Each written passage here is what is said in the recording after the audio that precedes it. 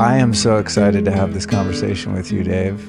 I'm excited to have this conversation every single day with every person that wants to have This it. So is thank just you. such an interesting topic, and I've talked about so many out-of-the-box ideas with people on the show over the course of the past 8 years, and this has been one that I've not talked about for a number of reasons. One is I haven't had what I feel like is the right person to be able to frame it in a way that is digestible and that, you know, has the data to kind of back it up. And the other is, if I'm being really honest, is like, oh man, do I really want to get this out there, you know, in terms of just stretching my capacity of open-mindedness. But I know when I'm kind of nervous about something, it means I'm supposed to do it. And so I'm so glad that it just worked out that you're here in town doing all these other, you know, the Roseanne show you just finished, which I can't wait to hear. But I want to start with this. Where I'm coming from to frame this conversation is realizing really since about 9/11 that so many things about the nature of our reality have been foisted upon us with in absolute abject falsehood and lies. And so when I started uncovering the things about which we've been lied to, which are revealing more and more now, we're kind of in this exponential revelation where we're just saying, oh, they lied about that, they lied about this, lied about that. When I first started hearing about the different concepts around the shape of the earth, I thought, well, if they've lied about everything else, why wouldn't they be lying about that? But then I think for a few years there, it was like, well, I mean, what would be the purpose of them lying about that? What do they have to gain? And so that kind of just dropped my interest in the topic, you know, because I'm like, they're not getting anything out of tricking us all about the shape of the earth. And then I realized, well, if they were going to lie about it, which you'll help explain if they have, it would make sense if the idea is to control the human collective psyche, that if they could confuse us about the nature of our home where we live from the moment we're born and get us to fall for the deception that contradicts what our very senses tell us, that they can lie to us about anything for the rest of our lives and we'll accept it because we've gone against our true nature. So when I started looking at it like that, if it is a lie, what's the purpose? And if that is the purpose, that's a very effective way to dupe the entire population. We all have the exact same story. First, you hear about this and you say, nope, I'm not going to look. It's stupid. I have an open mind. I was doing a podcast called Deep Inside the Rabbit Hole. Episode 1 was titled 9/11 is Dave's Baby. And we looked into everything. And people, you know, some people get offended or rejected, and other people are like, wow, I totally get it now. But then when Flat Earth was brought up to me, I just rejected it immediately. I said, this is stupid. And people kept coming at me with it. And so I came up with the term ban for life. Ban for life. You're no longer allowed to comment. And I wish you wouldn't watch our podcast anymore because you're too stupid. That was my attitude. And, you know, people they would come at me with, Dave, everything can't be a conspiracy. Tell me one thing that's real. I said, Sully landed the plane on the Hudson River. And then I found out that wasn't real. Okay. And that's all I had. So when people say almost everything's fake, they're wrong. Everything's fake. I mean, yes, you gave me a cup of tea and here it is. I think this is real. I'm pretty sure. I can measure it. I can taste it. But there's so much fakeness in this world.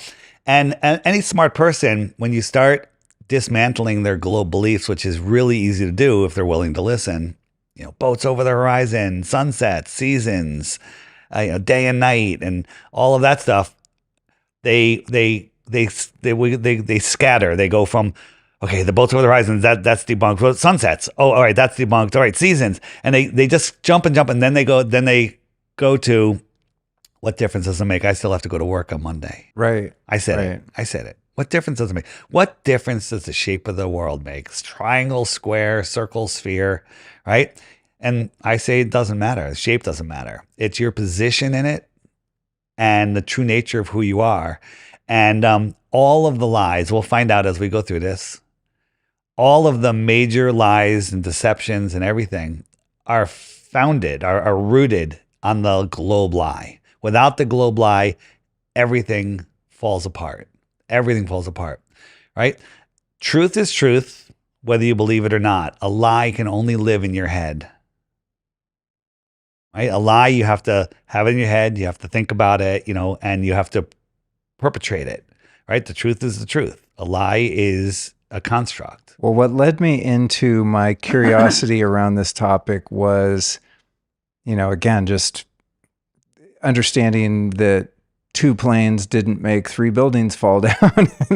Right. Just basic fun. I think, here's what it was for me, actually. I remember the moment when YouTube had maybe first come out or been new. It was a little bit after 9/11. I was over at a friend's house in LA, and he said, "Hey, man, did you see the plane hit the Pentagon?" And I said, "Yeah, that was crazy." He goes, "How do you know?" And I said, "Well, I saw it on the news." He goes, "You saw a plane hit the Pentagon?" I said, "Yeah, man. I mean, everyone knows, duh." And then he showed me this little 8-minute video that unequivocally proved beyond a shadow of a doubt that there was no plane ever present at that building at that time, right? There's like no remnants of a plane. There's no evidence of a plane. That was the beginning for me when I thought, okay.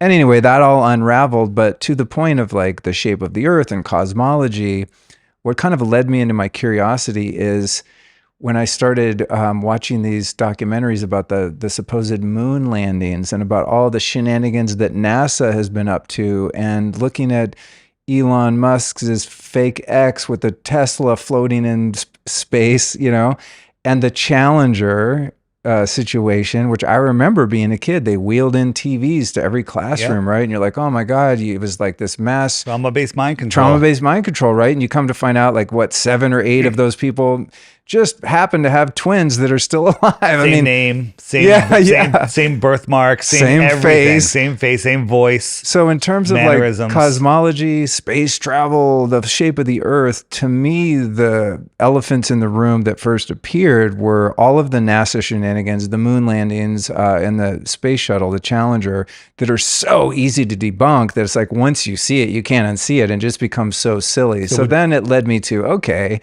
why would they perpetrate such an like a sophisticated lie? And then when I found out about this idea of flat Earth, it was like, well, how could in the big rebuttal I have against it's like, how could they get this many people to be in on the lie and not someone leak it out? Well, plenty have leaked it out. Astronauts have leaked it out. Admiral Byrd leaked it out. There's been many whistleblowers, but the mainstream isn't going to carry it, and they're going to discredit them, and they're going to Admiral Byrd talked about more land beyond the South Pole, bigger than America, filled with resources that no one has ever set eyes upon. 6 months later, he died suddenly in his sleep. Weird, right? It's strange. Oh, that was the other one, and then I'll let you get into it. The other one is we're supposedly, as countries, we have these adversary relationships and world wars, and we each have our own military, and this country hates that country. And somehow we all managed to agree that no one's allowed to explore Antarctica, the Antarctic Treaty. That is very suspect to me. So all the countries are at war, fighting over resources, fighting over land, can't agree on anything, but there's 2 things that they all agree upon. Nobody can independently explore the outer lands of Antarctica, and virtually or physically, because Google Earth won't even let you do it. And everybody has to get that poke in the shoulder. They all agree on those 2 things. Right. What's going on there? Right. Why do all of the heads of state and everywhere go to Antarctica at the weirdest times and then disappear for 2 or 3 days, then show back up at the base and then fly home? Where are they going? What are they doing? What's going on out there? And why aren't we allowed to go there? The penguins in the ice. It's the only place that that one little ice. peninsula. Yeah. I have friends that I've asked about this, and they're like, what? I went to Antarctica. I'm like, that's what you think. How do you know where you are when you're on a boat? And they're like, hey, you're at Antarctica. You went out to that peninsula, which is 1,000 miles from Antarctica. You went onto an island that's off of that peninsula, and they tell you you're in Antarctica. You know what the name of the island is? Deception Island or what? Rothschild Island. Are you serious? Those are the 2 islands that they take you to. Oh, is that real? That's real. Holy shit. Yeah. Okay. It gets crazier and crazier and crazier when you look into this. Here's just jumping forward a little bit. All flat earthers have the same Same story. We didn't believe it at first. We refused to look. Then we looked. Then we're like, oh my God. And then we all say, how did I ever believe in the globe? Right? Flat earthers can steel man the globe better than a globe defender can. So there's people, that are clinging to their ball like a child, and they don't want to let it go. And they're like, no, the earth is not flat. It's a globe. I'm like, okay, what's the circumference of the earth at the equator? How fast is it spinning? How fast is it orbiting? How far is it from the sun? How did they determine how far the sun is? How big is the sun? How far is the moon? They don't know any of those answers, but they still defend their childhood indoctrinated belief. Well, can all the teachers and scientists be in on it? No. The way you become a teacher is you memorize and regurgitate the Rockefeller funded textbooks. You do get straight A's. Now you can teach the next generation. And if you go for a higher degree and regurgitate more, you can become a scientist. You can become a professor, right? That's all it is. It's just passing the same false information down the line and indoctrinating generation after generation. Let's talk about hormones. They have a massive impact on your physical and even mental health. But when your hormones are low or out of balance, they can make life dull and dry and lead to lethargy, fatigue, and even reduced sex drive. Womp womp.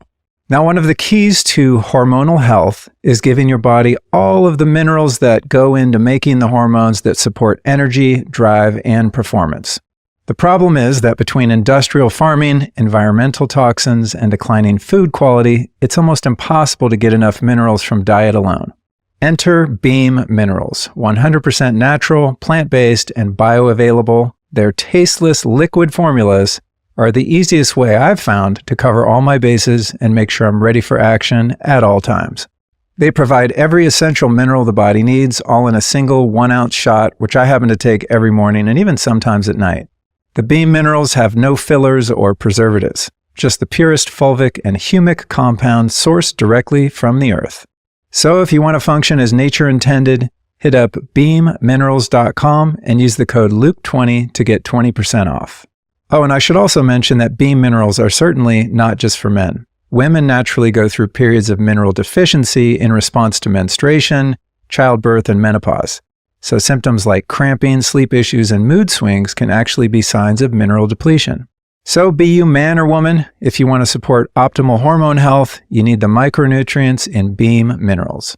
Again, visit beamminerals.com and use the code Luke20. I want to talk about some of the evidence. Now, I haven't looked into everything on this topic, but obviously I'm curious to learn.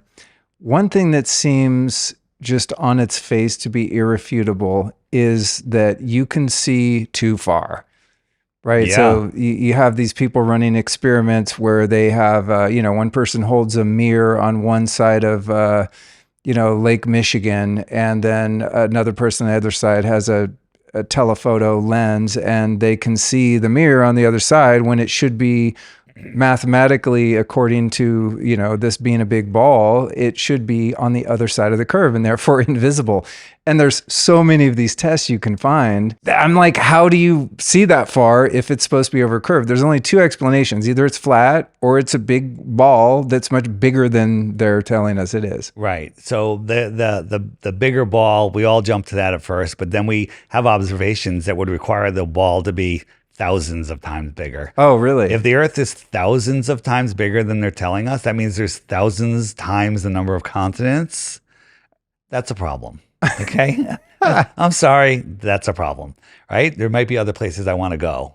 And there's all sorts of books from, 100 years plus ago about outer lands. Why were they talking about outer lands in the 1800s, right? In the 1900s? Why were they teaching flat Earth here into the mid 1900s in public school? Well, no, Dave, it was 2,000 years ago. Eratosthenes figured it out with his sticks and shadows, right? Why do globe believers always go back to ancient experiments rather than, we could do Eratosthenes' experiment in a couple of hours here with modern day transportation, right? What is that experiment? So Eratosthenes, this is the story. A Greek mathematician 2,000 years ago noticed on a certain day of the year at noon, he could see the sun's reflection in the bottom of a deep well. That means the sun is directly over the well. Makes sense. He can put a stick straight up and down in the ground and there'll be no shadow because the sun's directly above it. He said, hey, the Earth is a globe. We can figure out how big it is. So he's pre-assuming it's a globe. And we can figure out how big it is because the sun rays are all coming in parallel because the sun is so far away, infinitely far, they call it, 93 million miles, that the rays all are parallel. Understand? So, but the problem is, have you ever seen parallel rays? If you look out on a day where there's clouds and sun breaking through, the corpuscular waves, they come out, spread out, but they never parallel. But he assumed they were parallel. No one's ever seen parallel rays. Problem number one. And then he says, okay, so if my buddy is over the ball, his stick will be bent, and it'll make a shadow, and we can measure the length of the shadow, do some perfectly good math, and figure out the sphericity of the Earth. He did it, and they said that it came within like 2% of the current size that we say it is. Carl Sagan and the show Cosmos indoctrinated that into everybody. It was the biggest show in the 80s, talking about Eratosthenes, and it was in all the Rockefeller textbooks after that. Right? So Eratosthenes proved the shape of the Earth because the Greeks are so darn smart, right? The problem is on a flat Earth, that experiment works exactly the same with a local sun. Take two posts, two pencils, two lighters, two beer bottles, whatever you got, put them on a table, a couple feet apart, hold a light a foot or two above one of them, and there'll be no shadow. The other one will have a shadow. You can do the exact same math Eratosthenes did and figure out the sphericity of your table. Right? Math is not proof of anything. You take the numbers and you use the math, but if you're pre-assuming a globe with a distant sun, which there's no evidence of, you got your ball. But the same experiment can be done. So that falls into the basket, hey, that works on a globe Earth and a flat Earth. There's certain things we're going to talk about today that only work on a flat Earth, and there's certain things that we're going to talk about that should end up in a globe empty only basket, but nothing will end up in that basket. Nothing. Right? I offer 3 Bitcoins for 1 globe proof. Right? For those people that are, now here's the question I ask people. 3 Bitcoins these days is pretty meaningful. Like 200 grand, right? Yeah. Right? So, but here's the thing. People that get triggered, they're like, you're an idiot. I'm not looking at it as you're science, physics. Oh, those are cool words. What science? What physics? All of them. Like what? What are you talking about? So here's the question I have for people. If I'm an idiot, this is stupid, come collect your Bitcoins. Why won't you do it? Because I'll tell you why you won't do it. Because your subconscious is telling you if you do it, you're going to end up a flat earther. Because that's what happened to all of us. Right. Right? That's what happened to all of us. So it's an honest offer. Come and take it. Right?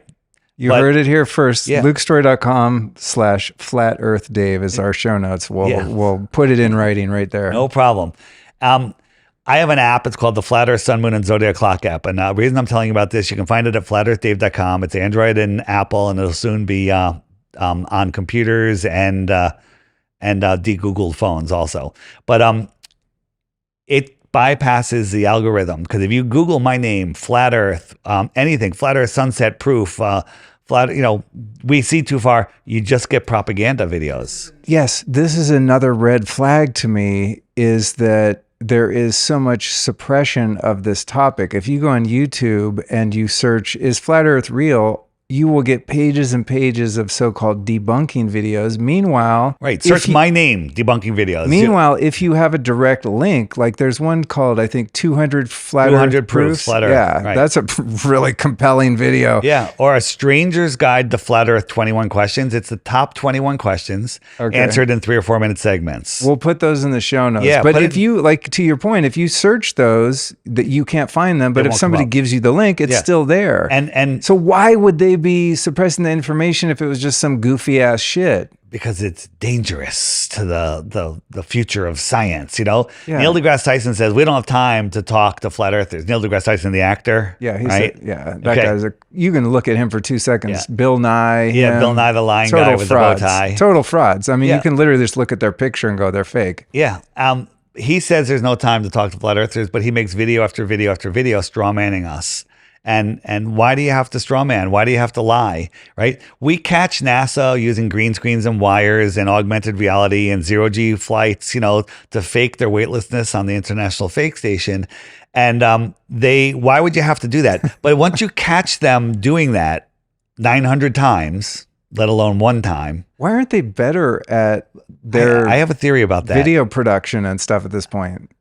Either they're too stupid or it's revelation of the method. Ah, okay. Okay. Right, right. One way, I go back and forth. Because there's one too where you see the space station and there's a mouse crawling on it. No, that's not the space station. It's on a rocket. Oh, okay. Right? And the rocket launches are so stupid. They're covered with tinfoil that's like flapping in the wind. It's Right. going 25,000 miles an hour. I don't think tinfoil just does that little flicker.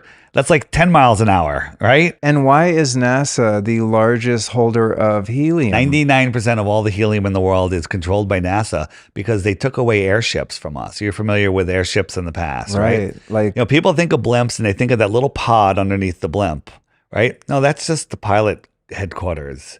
Inside the blimp is a cruise ship. no of way.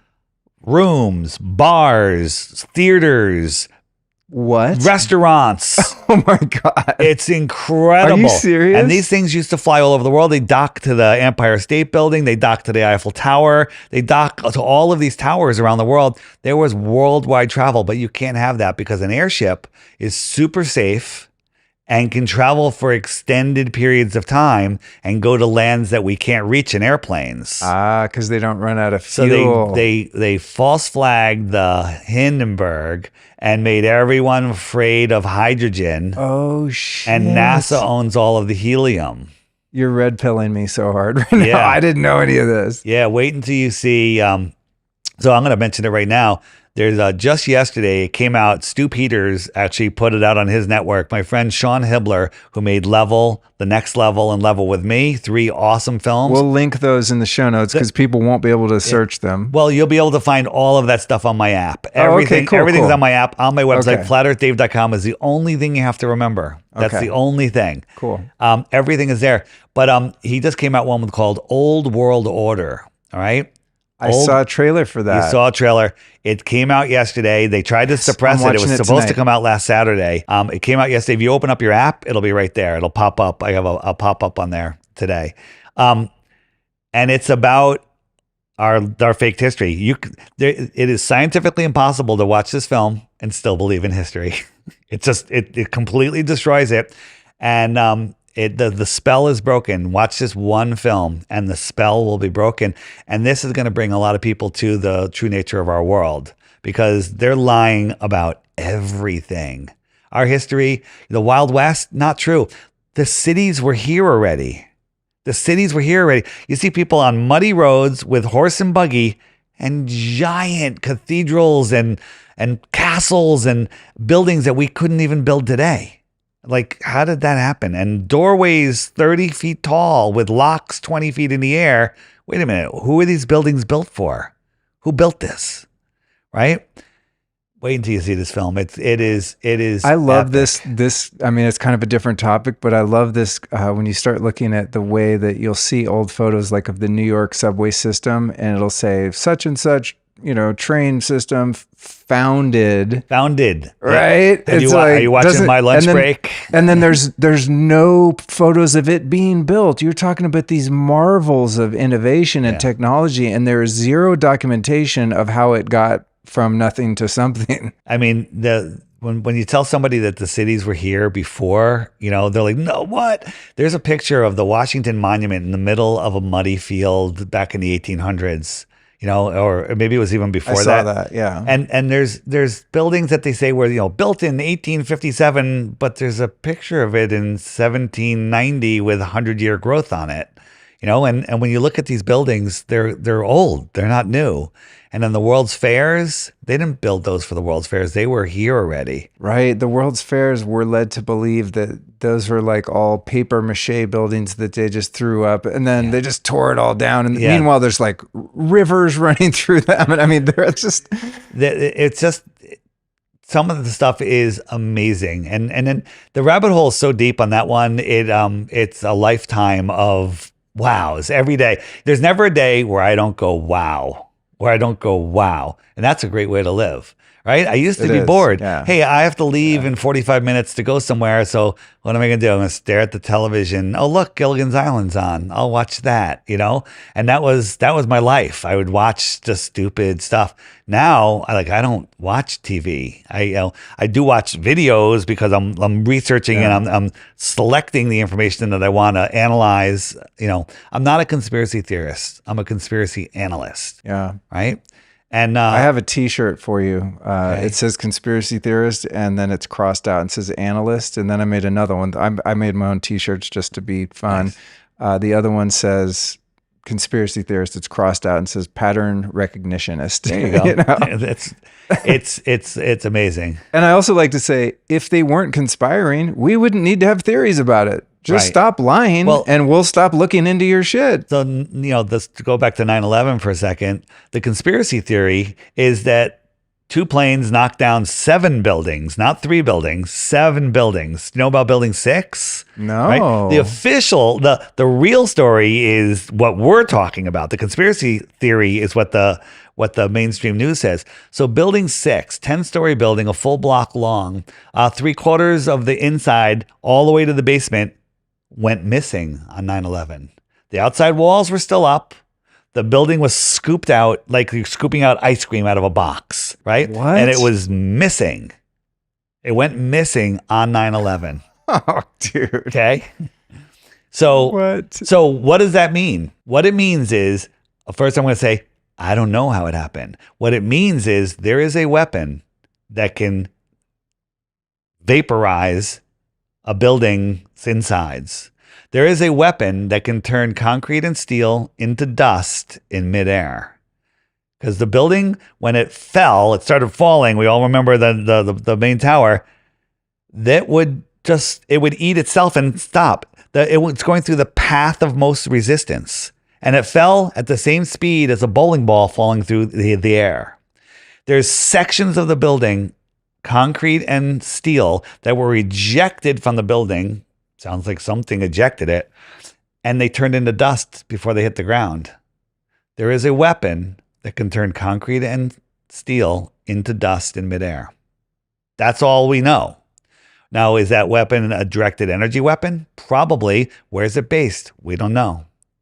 Right? Well, that's the thing with a lot of this is like, we don't know the truth. We don't know the answer. But if you are a discerning, relatively intelligent person, you know that what we're being told is not the truth. Right. Right? So it's like, who did 9/11? How did they do it? I don't know, but I know that there's no plane at the Pentagon and that jet fuel doesn't burn hot enough to melt steel, and on and on and on and on. So the Pentagon, you know, it's a 737, I think. It's flying above the ground, which is impossible to do. Its wings hit the building, but they didn't break the windows. They folded back into the fuselage. The fuselage, which was this big, went into a hole that was this big. Right? It went in. The titanium engines vaporized. The luggage vaporized. The chairs vaporized. The people vaporized. Yeah, everything disappeared. Right. And it was like a David Copperfield. It's absolutely crazy. So directed energy weapons are a real thing. We've seen it in Maui. We've now seen it in South America. It's been happening. We've seen it in California. And some form of directed energy happened on 9/11. We'll get off 9/11 in a second, but there's how many the Hadron Particle Collider in Switzerland? Mm-hmm. How many particle colliders do you think there are on Earth? God, I don't know. More than we're being told. Thousands. What? They're everywhere. They were here before we got here. Okay? I don't believe they built CERN. I believe they found CERN. And they're working it. There's a particle collider out near Montauk, Long Island.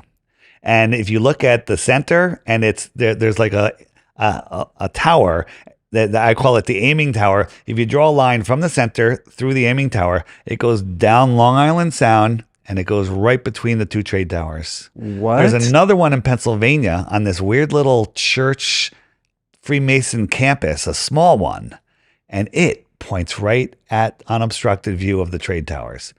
Now, does that have anything to do with it?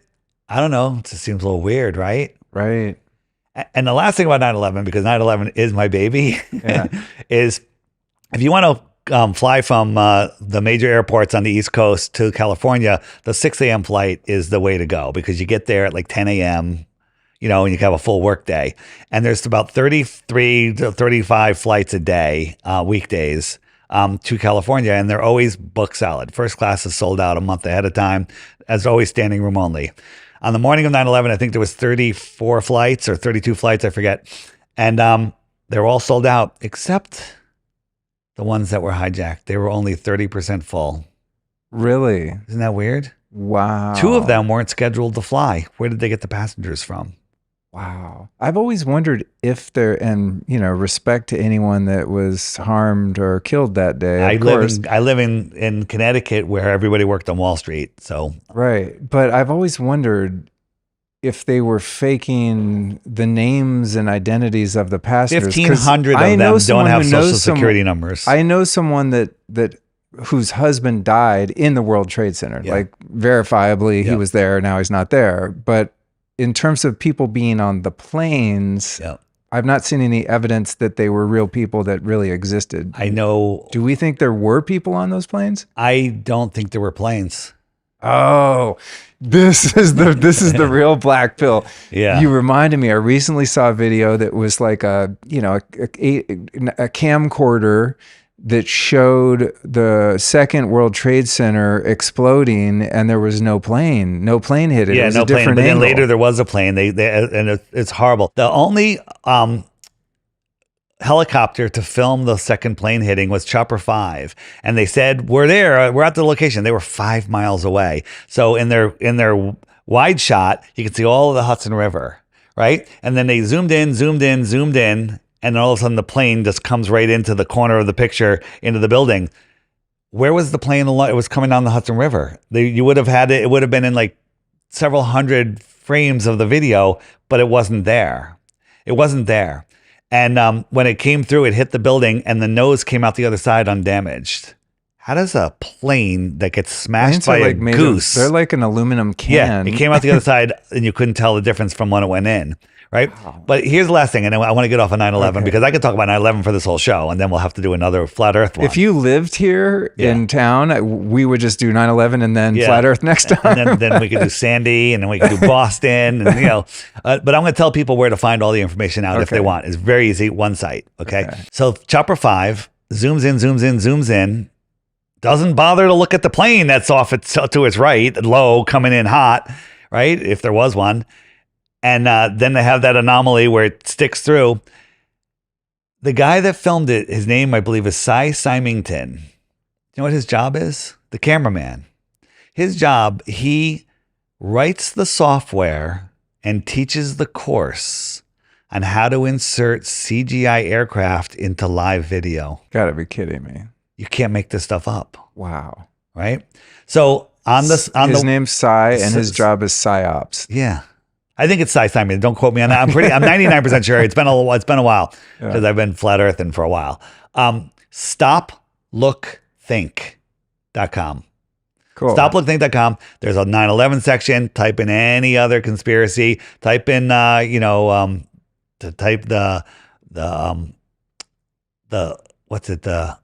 root canal theory. You know about the root canal conspiracy?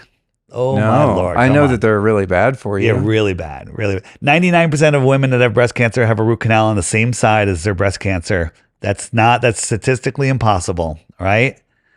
So on stoplookthink.com, just type in root canal, watch that video, and then you'll know. But there's 9/11 videos there. Watch them. There's a great one called The Key. Watch that about Cy Symington and how they screwed up and how the layer mask drifted off.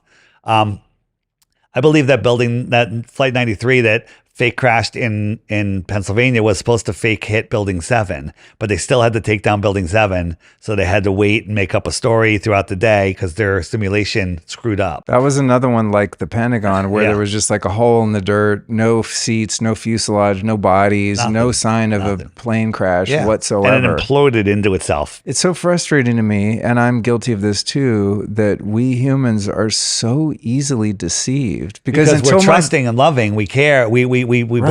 Like anything you tell me today, I'm going to believe it.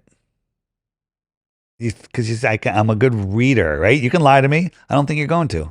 I might lie to you, I don't think you're going to either. Sometimes during a show, I really feel bad doing it. Like I tell them that I used to tell people, I don't do it anymore, that I went to medical school and then I left medical school because I realized allopathic medicine was horrible, right?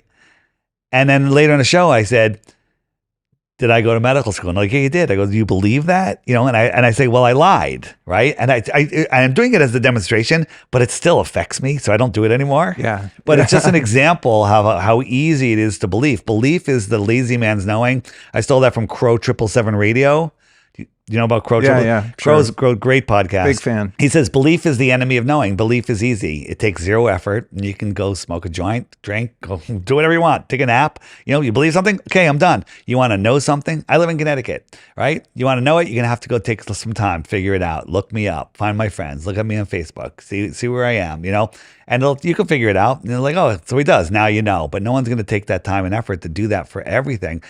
And when somebody that we trust tells us something, you know, right. I don't want to live in a world where I can't trust everybody. So I trust everybody until you burn me. Well, I think that's the issue we have too with deception is that if you're not a sociopath or a psychopath and you don't do things to deceive and harm other people, when you look at accusations of wrongdoing or evil in the world that's perpetuated by the controllers, the quasi-parasitic elites, you can't believe it's true because you can't put yourself in their position because you possess the gift of empathy and they don't. They are incapable of empathy. So to them, sacrificing children, starting a war. I just saw a tweet today of Nikki Haley signing an Israeli bomb, you know, saying like, I hope it gets where it lands, or, you know, something like job well done. I'm like, what a psychopath. Yeah. You're autographing a bomb that's going to go kill people. You are a fucking psychopath. But because I would never do that, it's difficult to me to believe that someone would. You want to hear something great? What? I don't know who Nikki Haley is. She's some politician. Yeah, good for you. Yeah. Yeah, she's a politician of some kind. Okay. But I just saw that and I was like, man, that is so dark. Signing a fucking bomb. Yeah, so oh, I think it said like it said finish them is what she signed, and she signed her name, and then she put like USA Heart Israel, and I'm just like, dude, whoa, these are the people making the codes and statutes that we all erroneously believe we have to follow. the interesting thing about flat earthers, for people that research flat earth, it's literally unplugging yourself from the fear matrix, right? False evidence appearing real, unplugging yourself from the news, north, east, west, south, steering your mind, unplugging yourself from the lies, and all of a sudden you can see everything, right? The only truthful thing that what we call the anti-flat earth, globe, either demons or paid agents get right is they go, oh, you're a flat earther, you're probably an anti-vaxxer. You got one thing right. Okay. You got one thing right. Right. So it's once you unplug from this, it unlocks the whole world. It unlocks your freedom. You take your power back, because 9/11, they couldn't have gotten away with it if everybody knew the earth was flat. Sounds weird, but people would be grounded. They understand that there's lies out there. All of the politicians, all the corruption in politics, all of the whole medical, freedom nonsense that's been going on, all of that is destroyed when you wake up to you're at the center of creation. There is no other choice than there is a creator. I lived my whole life not believing there was a creator, believing in evolution. I lived the whole thing. And it's because of the heliocentric model made me laugh at religion, made me laugh at spirituality. But when I discovered that the earth is intelligently designed, incredibly intelligently designed, there is no other choice than there is a creator. I draw the line right there. I said, once you know there's a creator, that's your personal relationship. It's none of anyone else's business. And that's it. So and that's what the elite don't want, because they can't control a population that knows there's a higher power. Now they can get to someone to go, you know what? Maybe there isn't a God. Maybe the Big Bang is, not not just made up by a Jesuit priest, right? Then you can control the person. if all the politicians knew that the earth was flat and there's a creator, all of the laws that they make would have to follow natural law, God's law. So what they did is they created a satanic ball, all the 666s in the model, like, you know, we're orbiting at 66,600 miles an hour. It curves at 0.66 feet per mile or whatever. It's crazy. At 0.666 feet per mile. There's so many 666s. It's insane. It's like, it's endless. And that's just, I find that fascinating. Once you see all of that, it changes everything. I had a point, but I lost it. It's going to come back. Well, it's actually, you're going into like one of the biggest questions I and other people have is, you know, why would so much effort be put into creating this false construct and this lie? Like, why is there a globe in every classroom, and every cartoon has a globe, and every movie studio's animation has, it's just like, why did they put so much effort? And if they did, and if what you're saying is true, then it would make sense to me that cutting us off from God would be the absolute best way to control our minds. Absolutely. If they create because then the state becomes God. They create the satanic ball, they put you on it. It's a ball filled with fear and lack. And if you live on there and use their fake fiat currency, you have to play by their rules. But if you unplug from that, put your feet back down on God's world, realize that you're at the center of creation, they have no control over you, right? We don't need to protest. We don't need to riot. We don't need to take down the government. We need to ignore them so they don't exist. They would just be powerless. The only power that they have is the power that we have in our imagination for them. They're just a big lie. They think government, man, and no God, right? It's God, man. I don't even know if government belongs down there, right? Govern is to control, meant is the mind. Literally, they're here to control us, and people. A lot of people say, "Oh, what different?" You know, I'm only one person. I can't do anything. There's nothing I can do. That's not true. One person with the truth is stronger than a million liars. And you just have to stand in your truth. You have to understand it. You have to understand where you are, your true power, that your thoughts create your reality. Everything you have in your life, you thought into existence. Everything. I was sitting here the other day during a podcast, and there's a potted plant behind you. And I looked at that and thought, I'm kind of tired of that pot. It's kind of old and dingy looking. I want to get a new pot. And there's the new pot. You know what I mean? You ever, like, there's something like, I had to have the thought. Yeah, you have to think of, there's certain things that you know you're going to get, and you just get it. And I'm not talking just material. I'm talking about everything from your wife to your life to your spirit. It's all there. And I think that these psychopaths don't have the ability to manifest for themselves, so they need us to manifest it for them. So they want us with that loose energy, that negative, thoughts, and they want us, they love truthers that are putting out fear porn, right? Because then everyone's falling into that fear, and they take that energy. This is a spiritual war. It's how they get away with it, because they've trained everyone to believe that that's not a thing, right? So if you're in a spiritual war and you don't believe in a spiritual war, you're going to lose. Yeah. I think that's true. Is for some reason that class of being or entity seems to lack creative inspiration and creative power.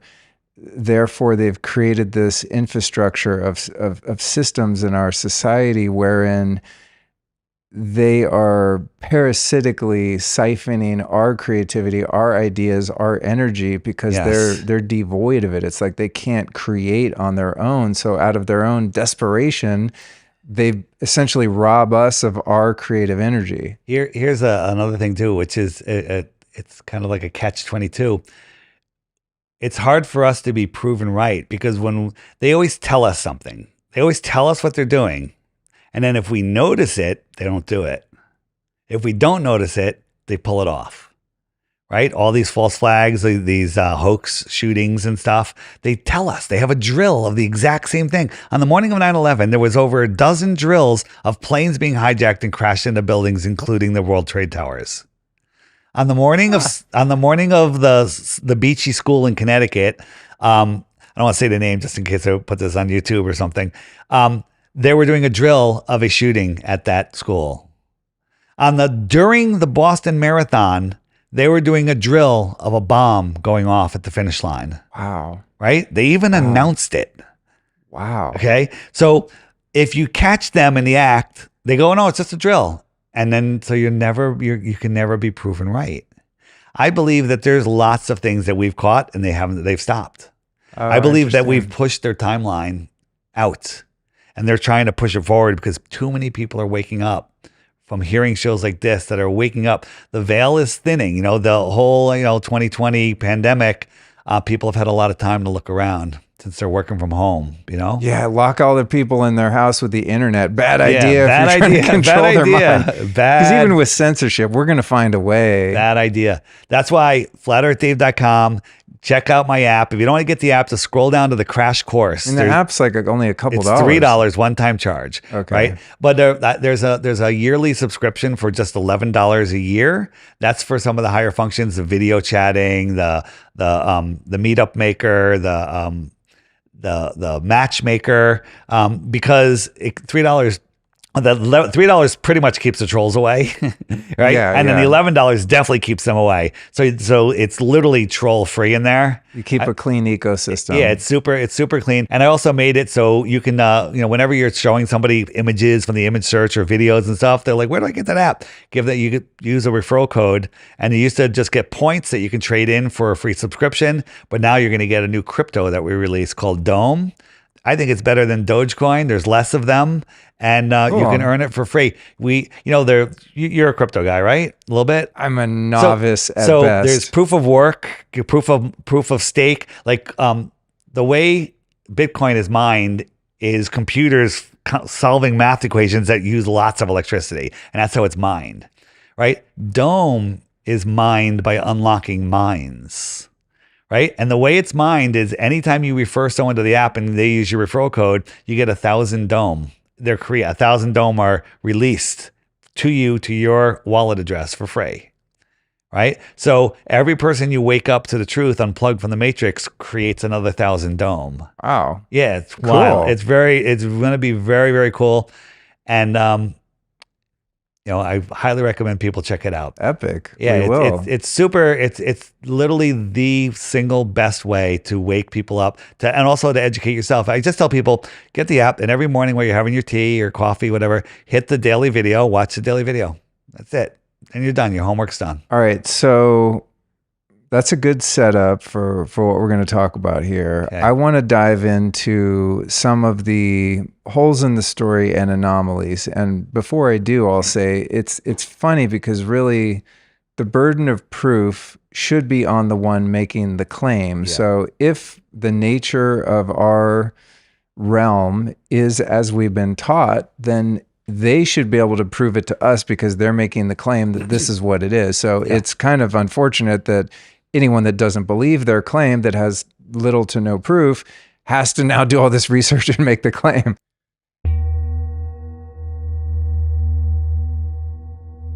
Let's face it, family, the Western medical system is not designed to provide us with optimal health.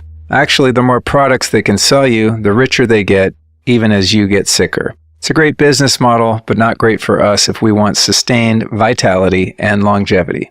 Now, on the other hand, traditional Eastern medicine tends to take a preventative approach to illness, cultivating radiant health instead of treating symptoms after you're already sick. Drawing from the 5-element system of Chinese medicine and sourcing from small Japanese family farms, Shen Blossom has curated a collection of health products that are truly unique. I'm a huge fan. Shen Blossom offers rare, natural formulas to combat pain and inflammation, boost the immune system, support intestinal health, ease sore throats and coughs, and disinfect the body. And here's a hot tip. One of my favorites from Shen Blossom is the Aki Hinoki Blood Purifier with pine resin for powerfully detoxing the blood, glands, tissues, while also dissolving spiked proteins. You'll find all of these badass one-of-a-kind formulations at shenblossom.com and use the discount code Luke to save 10% off. That's SHENBLOSSOM, shenblossom.com. The code is Luke.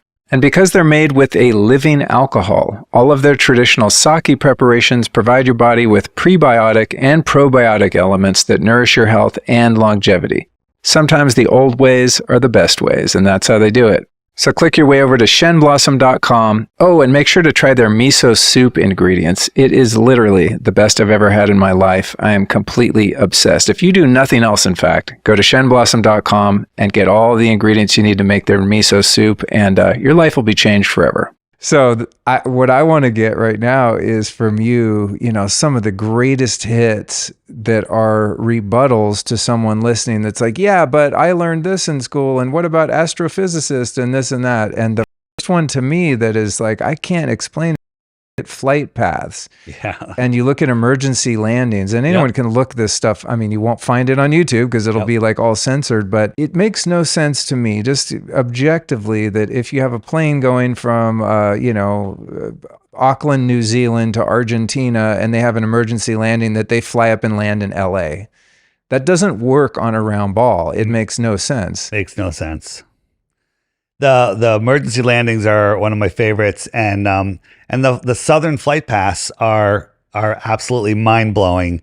When you look at them, to fly from Australia to Santiago, which would be at the bottom, you should just go across Antarctica or just around it. They go all the way up to like Dubai and across the United States, and then all the way back down, which is crazy. Nobody should ever have to go that far. Would the argument for that be, the trade winds, they have to go this way to save fuel? Is there any logical explanation for that? There's no logical explanation. Here's one of the routes from Santiago to Australia. They go, why would they go all the way up across the equator?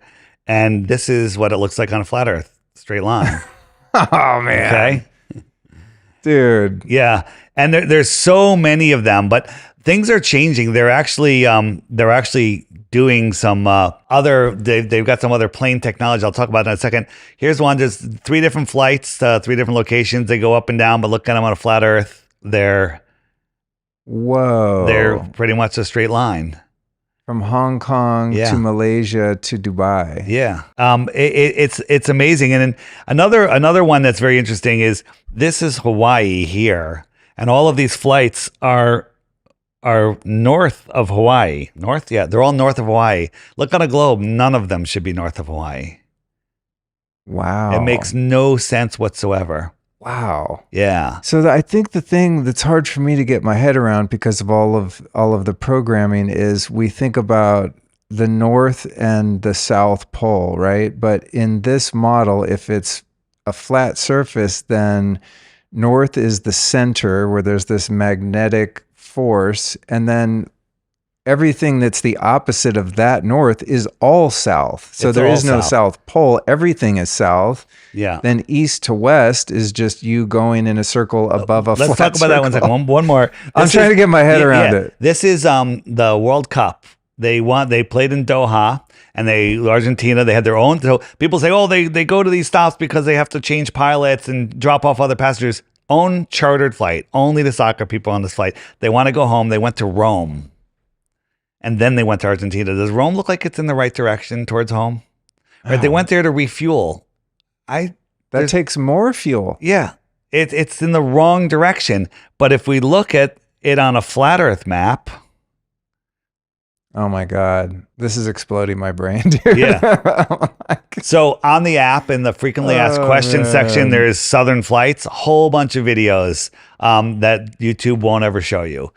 They're hidden from you. Just watch those. They're mind-blowing stuff. So you were asking, you were moving on to, what was the next topic? Well, I'm looking for, arguments that can't be disproven. I mean, looking at the flight paths to me is like case is closed, kind of. Something is up, right? I don't know what's going on, but it makes no sense. And the other one that I'd like you to go into is the one that seems fairly obvious to me, is that you can see too far. Like, how does the math play out on that? And what would be science TM's rebuttal to why you can see so far? How do they try to explain that away? Yeah, well, there is no good rebuttal to it. So the argument that you'll get from a Glober is, why does it take the same amount of time to fly from New York to Spain or whatever than it does to go from Santiago to Australia, which on a flat Earth map is twice as far. So the first thing I say is, if I was going to drive across the United States in my new Maserati, and my grandmother is going to drive across, only halfway across the United States in her Datsun, who's going to get there first? I'm going to California. She's just going to Nebraska. I might get there first. Why? I'm going faster, right? She's driving slow. So planes fly at different speeds. There's different wind speeds at different levels. Do you know that we found a FAA document that said at like 45,000 feet out in the outer, like out near the Tropic of Capricorn, there's winds that are 350 miles an hour that circle the Earth. 350 mile an hour winds. And so how would we know? And these winds change, but they're pretty consistent. Did you know that twice a day, every single day, they launched 1,000 water balloons all over the Earth at the exact same time? So there's stations all over the Earth. They release, I think it's 950 stations. They release a balloon at the exact same time that transmits weather data back to a supercomputer that models the whole thing. And they can tell exactly where the winds are. So the plane that goes from Santiago to Australia nonstop is a Boeing Dreamliner, forget the number. But it's a special plane that's made for this trip. It has 7 layers of heat-resistant paint. That's a problem. That's interesting. Why does it have heat-resistant paint? Maybe it's going a little faster than they tell us. And it flies at like 45,000 feet. So you got a 350 mile an hour tailwind, a plane that's just going, let's say it goes 600 miles an hour instead of 550. Make that 950 with the tailwind land speed. The times make perfect sense. They make absolute perfect sense. What about how fast is the official story of how fast the Earth globe is spinning? So the Earth is spinning once per day, 15 degrees per hour. If you're on the equator, you're moving just over 1,000 miles per hour. According to the official narrative. That's faster than the speed of sound. So when you go out and watch the sunset, you're in a peaceful setting. You're watching the sunset. The sun isn't moving away like all of your senses tell you. You're falling over backwards faster than the speed of sound. Does that make any sense? Yeah. So this is a problem I have. Real quick, this is on the app. This is a weather map from real-time winds. See those pink and white out there? Yeah. Those are 250 mile an hour plus winds out there. So put a plane in there that can fly at a nice speed with a nice tailwind. You're going to make some time. Interesting. Yeah. So if this ball is spinning as fast as they claim it is, I've always wondered, how can a hot air balloon, fly up and just hover? Why doesn't it end up down the road or a helicopter? Right. When they say that the Earth's air, this is the official story. You ready? Right? The Earth has been spinning for so long that the friction of the mountains has dragged all of the air to its speed. The friction of the mountain. What is there friction in the air? What? Is there friction holding this air from that air? Right? It's all going around with it, but a summer breeze can blow left and right. Winds at 40,000 feet are outrunning the spin of the Earth. Right? If you're standing on the equator, let's round it down to say 1,000 miles an hour you're moving. If you went up, the higher up you go, the bigger your circle is. You actually have to speed up to stay over that piece of ground, right? Because the circle of the Earth is 24,900 miles around. If you're up here, that might be 27,000 miles an hour. You have to go faster to make that. So you have to speed up. There's winds that outrun the spin of the Earth. Explain that. You can't. Wow. You can't explain it. Wow. I saw someone when I was kind of looking into this question about why, can a helicopter just go up and stay in the same place if the Earth is spinning underneath it? The air is going with the Earth. It would end up in a different place. And someone's rebuttal to that was, well, if you're driving down the road in a car at 80 miles an hour and you have a bird inside the car, the bird is not getting left behind. Also, the Earth is enclosed like the car is. Open up the roof of the car, like the Earth doesn't have a shell over it, right? The globe Earth. Right? People go, I like you're spinning at 1,000 miles an hour. You're orbiting at 66,600 miles an hour. You're chasing the sun at 500,000 miles per hour, and you don't feel anything. They go, well, I can ride in an airplane and drink water and walk to the bathroom, right? And you don't notice the speed. I was like, oh, you want to compare the airplane to the slowest of the Earth's motions, which is the spin? First, the airplane's only going 500 miles an hour. So you have to double it to 1,000 miles an hour. You now have to remove the outer shell of the airplane because there is no outer shell over the Earth. And you have to nosedive at a mile per minute just to follow the curve at that speed and not fly off into space. Let me know how your water's doing and your trip to the bathroom's going. Okay. Oh, I asked a pilot recently, who's just private pilot. I said because I'm trying to unpack this shit. I don't know. I don't pretend to know, but there's just so many anomalies like we're talking about. I'm just like, wait, hold up. So I asked him. I said, is the Earth round or flat? He said, duh, idiot, it's round. And I said, okay, well, when you fly in a plane, do you have to set your instruments to correct so that you're constantly descending He slightly? says it's done automatically, right? So no, I forget what he said, but whatever it was, it made no sense. Because to me, if you're flying around a round ball and you don't constantly descend, then you would just eventually be going Fly right up and off up into and up and space. fly into space. Within an hour, you'd be at 80,000 feet. Really? Yeah. Wow. Yeah. That's crazy. I have major. And then I said to him, I said, why is it called an aeroplane then? you want to try something fun? It might be fun. I don't know.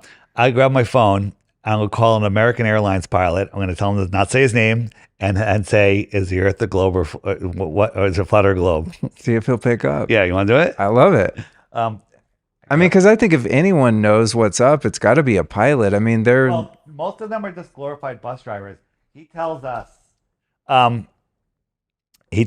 that most of them, some of them just can't see it. They, when he learned how to, when he became a pilot, if he didn't know how to rebuild the plane, he wasn't allowed to fly it. Now, if you ask a question, how does that work? They go, you don't need to know that. Just punch in the numbers. Oh, They'll interesting. just punch in the numbers. I've also asked pilots about chemtrails, and they look at me like I'm insane. That doesn't exist. I'm that's I'm crazy. like, dude, you guys they admit it now. You're flying right next to the same planes that are spraying, and your plane's not leaving a trail, and that one is, and you're at the same humidity, same altitude, same conditions. How is that possible? And I just get a blank stare. Crazy. All right, let's see if this works. I'm gonna try it. If he picks up, it'll be amazing. Yeah. Speaker.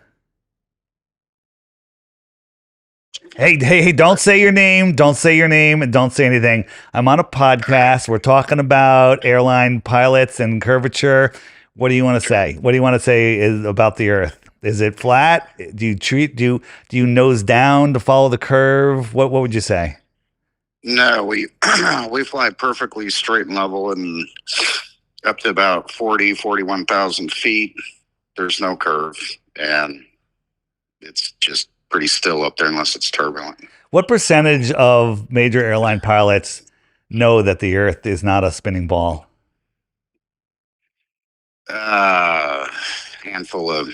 Just a handful of people that I know.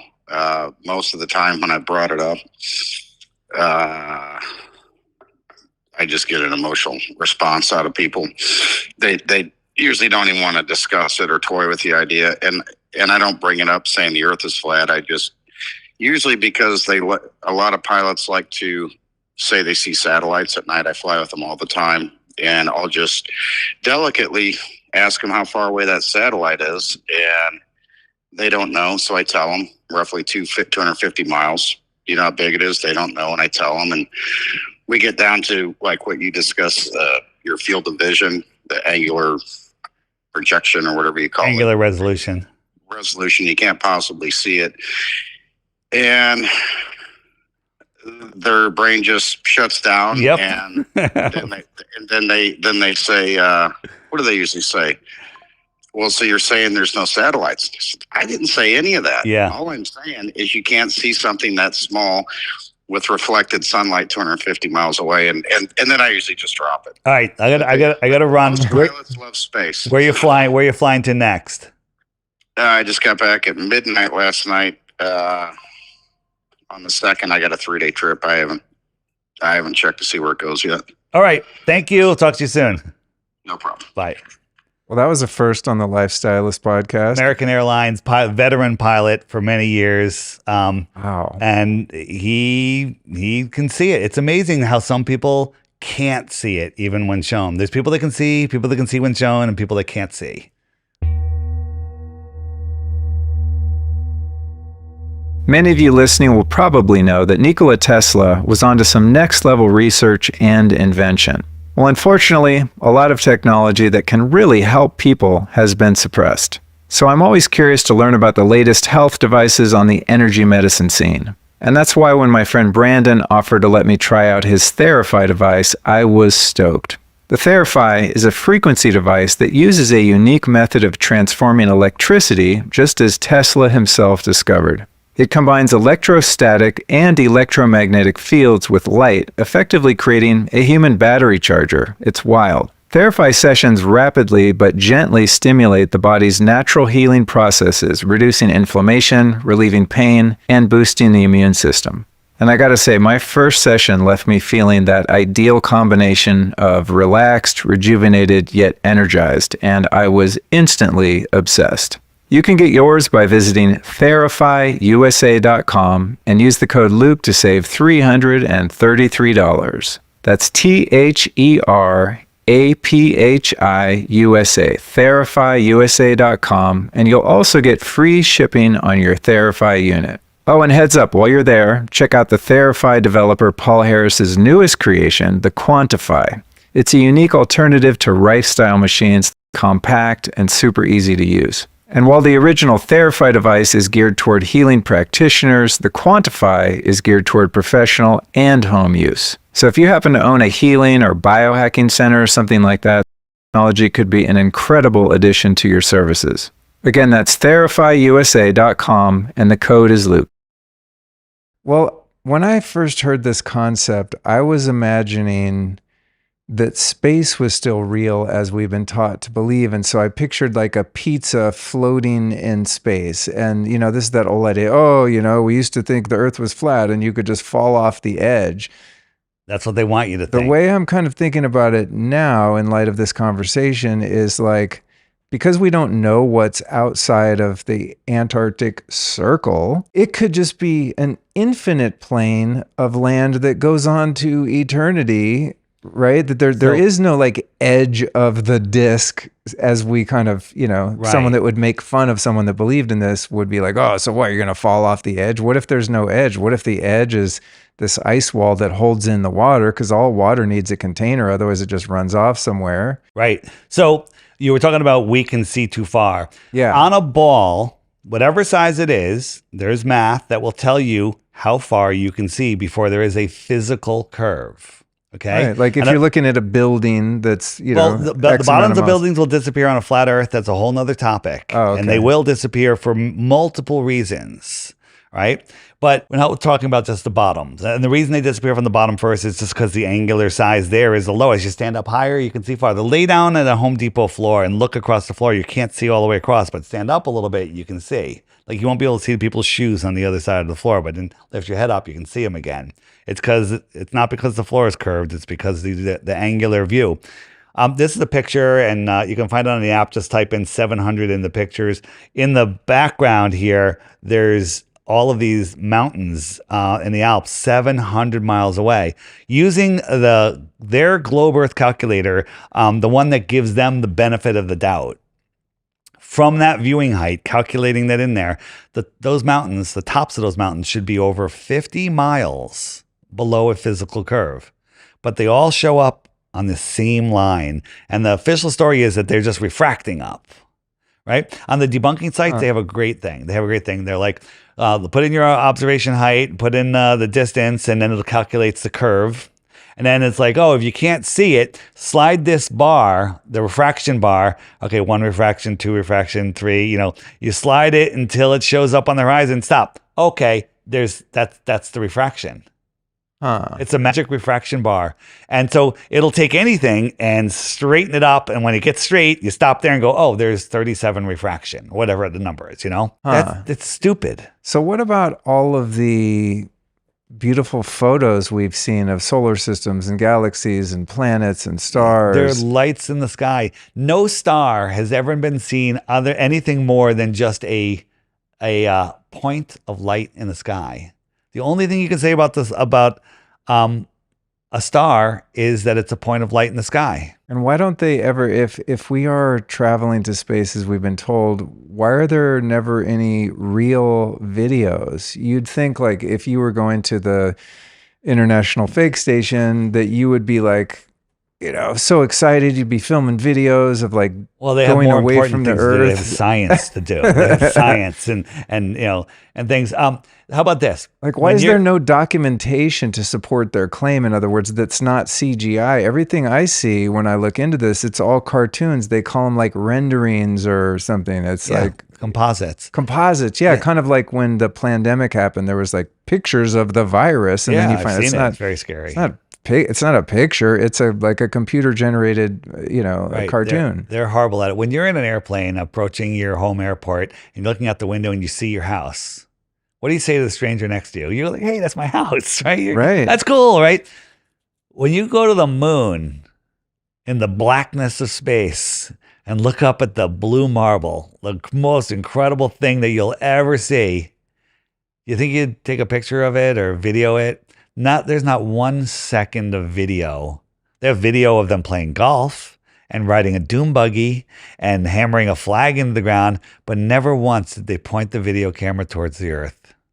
Huh. Not once. Not once did they say the word Earth. Really? The entire dialogue, am I allowed to swear? Yeah. The entire dialogue should be, holy fucking shit, look at the Earth. Oh my God, look at the Earth. Holy moly, look at the Earth. That's all the entire dialogue should have been, look at that. Oh crap. That's the whole dialogue. Never once did they say Earth. Never once did they take a single video of it. Never once did they take a camera and do a 360. Never once. Like on a sitcom. You never do a 360 because you show the fourth wall. Right. There's so many anomalies. It's insane. What about like these supposed, rocket launches too? I've noticed with those that it's never one continuous shot. There's always like these jump cuts of the whole thing. There's 6 edits before it clears the tower. Then there's no smoke. Then there's a close-up, right? I have an Elon Musk video that I show often in my interviews, flatearthdave.com. Go down to the interviews button, watch one of those. And it's a rocket testing that he's going to send to Mars. The onboard camera versus the ground camera. The ground camera is shooting this thing. It's got to be a couple thousand feet in the air at the most. But the onboard camera shows the curve of the Earth. It's so high at the same time. All right. And then it falls back to Earth. And there's the one little rocket that lands it perfectly upright. Like, not for like a Harrier jump jet or something or a drone, whatever. One that lands it upright. Elon Musk is shooting these rockets up that go up to space, right? You can see the curve. The Earth is spinning, going through all those winds there. And then the first stage comes off and falls back to Earth. Remember those trade winds I told you, 350 miles an hour, plus the Earth is spinning, plus ocean currents, plus winds, all sorts of stuff. This thing's falling. It's got 2 little milk crates that turn, and it's steering it back to a drone ship. No people on this raft. 800 miles off the coast of Florida. Nobody's out there. And it lands upright in a bullseye. And 9 out of 10 times, the camera that's filming starts shaking as it gets close and goes black because they lose the signal. Because it's so far, it's 800 miles away, so they lose the signal because it's over the curve of the Earth. Right? It's so ridiculous. But here's the thing: people don't watch it. People just hear it and go, wow, it lands upright. That's so cool. Right? Just the other day, Jeff Bezos with his penis-shaped rocket shot 7 people up in the air, one 94-year-old guy, right? No one's on these rockets, but the capsule came down and they show it. It slammed into the ground so hard, there's 0 chance anybody could live. They all walk out like, yes, yes. It's a total stage show. If you watch these things. What's NASA's budget? $80 million a day. A day? Every day, including holidays. Oh my God. Not sure about leap year though. It would take what, a month to apply that budget to the entire homeless crisis in this country, and it would be solved. Yeah. $80 million a day. What did they give you? I'm speaking in guesses, but I'm like, I don't know, take $80 million right now to downtown Austin, and you just people. Yeah. That's one day. Wow. If somebody gave you $10 million, do you think you'd give them something back? What has NASA ever given us except hopes and dreams? Cartoons. Wow. What about the Nazi origins of NASA? Well, Werner von Braun, the supposed rocket scientist from Russia, it runs NASA. On his gravestone, it says 19:1, which the heavens declare the glory of God and the firmament showeth his handiwork. Weird. Oh my God. Revelation of the message, poke in the eye, not sure. Deathbed confession, not sure. Whatever it is, it's it's out there. And what have they ever done? They're not doing anything other, and the Globers look say, you wait till 2026, they're going to go. On the Flat Earth Clock app, if you go to the More Resources page, there's a section called Flat Earth Movies, movies and documentaries. We have one in there called NASA Going Nowhere Since 1959. And it basically shows how every administration goes, we're going to Mars, we're going to the moon, we're going to Mars, we're going to the moon, we're going to Mars, we're going to the moon. And they just keep shifting, and we're going nowhere. We went to the moon half a dozen times in the 1960s and 70s. And we lost that with technology. Men, played golf, ran a scooter around, right? How did they get the scooter in that thing, right? They somehow took off, filmed the takeoff on the moon, connected to the orbiting orbiter, and then made it back to Earth. Why the Earth is, traveling, why the moon. Think about the moon. The Earth is going around the sun 66,000 miles an hour. So the moon, when it's here, the sun's over there, it's going 66,000 miles an hour. But to get out in front, it has to go faster. And then when it's in front, it has to slow down. Otherwise, it's going to run away. So now it's going 66,000 miles an hour. And then it has to go slower to go back here, right? And then when it goes here, it has to speed up again. Otherwise, it's going to get left behind. Oh my God, dude. What are the mechanics for that? Oh man. There's no mechanics for that. This is hurting my brain. There's so much. It's like there's a part of me that doesn't want to believe that we've been lied to this egregiously, and that I believed it. You know? Well, it's easier to fool somebody than to convince them they've been fooled. But this is one that's the whole foundation of your life. Did you like Star Wars, Star Trek? Love. My name's Luke. Yeah. It came out when I was 8 years old. Wow. I mean, come on. I remember going to the theater and watching Star Wars. And, the funny thing about this, too, I've realized is I've always had this fear of space. Like, I find the idea of space just terrifying. So I love movies there was one called, I think, Sunshine, where they're trying to launch a nuke into the sun to save the world, and they all get trapped out in space, and it's like so terrifying. So I wonder if it's like part of the programming is making us afraid of space. I don't want to deviate, but are you aware of the nuke hoax? Oh yeah. Okay. Yeah. the where the nukes go off, but the camera's fine at 50 feet away. Yeah. Or whatever. Right. And them stacking TNT at ground zero at Hiroshima and Nagasaki. And then 3 days after the bomb goes off, the trains are open, the sandwich shops are open, they're selling flowers on the street, everyone's back to work. Right. Yeah. It was just a bomb, one bomb, and no one's allowed to report on it. So that's another thing. Fear, false evidence appearing real. And lack. That's what they want us living in. Fear and lack, when there's abundance and love everywhere, right? And an intelligent designer. Intelligent design. Yeah, because I think with the Big Bang Theory and the whole heliocentric model, part of the atheistic underpinnings of that is that everything is just an accident and random. Therefore, there's no God, and therefore you are not safe. Be afraid, because man, anything could just go haywire at any given time. We could get hit by a meteor or an asteroid. Meteors don't exist. What about the craters, Dave? Tell me about craters. The craters.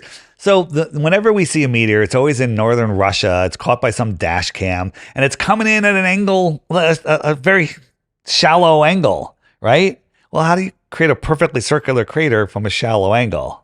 Right? Oh God, the excuse they give you is so stupid. But there's a video that leaked in Nevada of planes flying low testing this firework that literally they shoot out in front of the plane. It looked exactly like those meteors.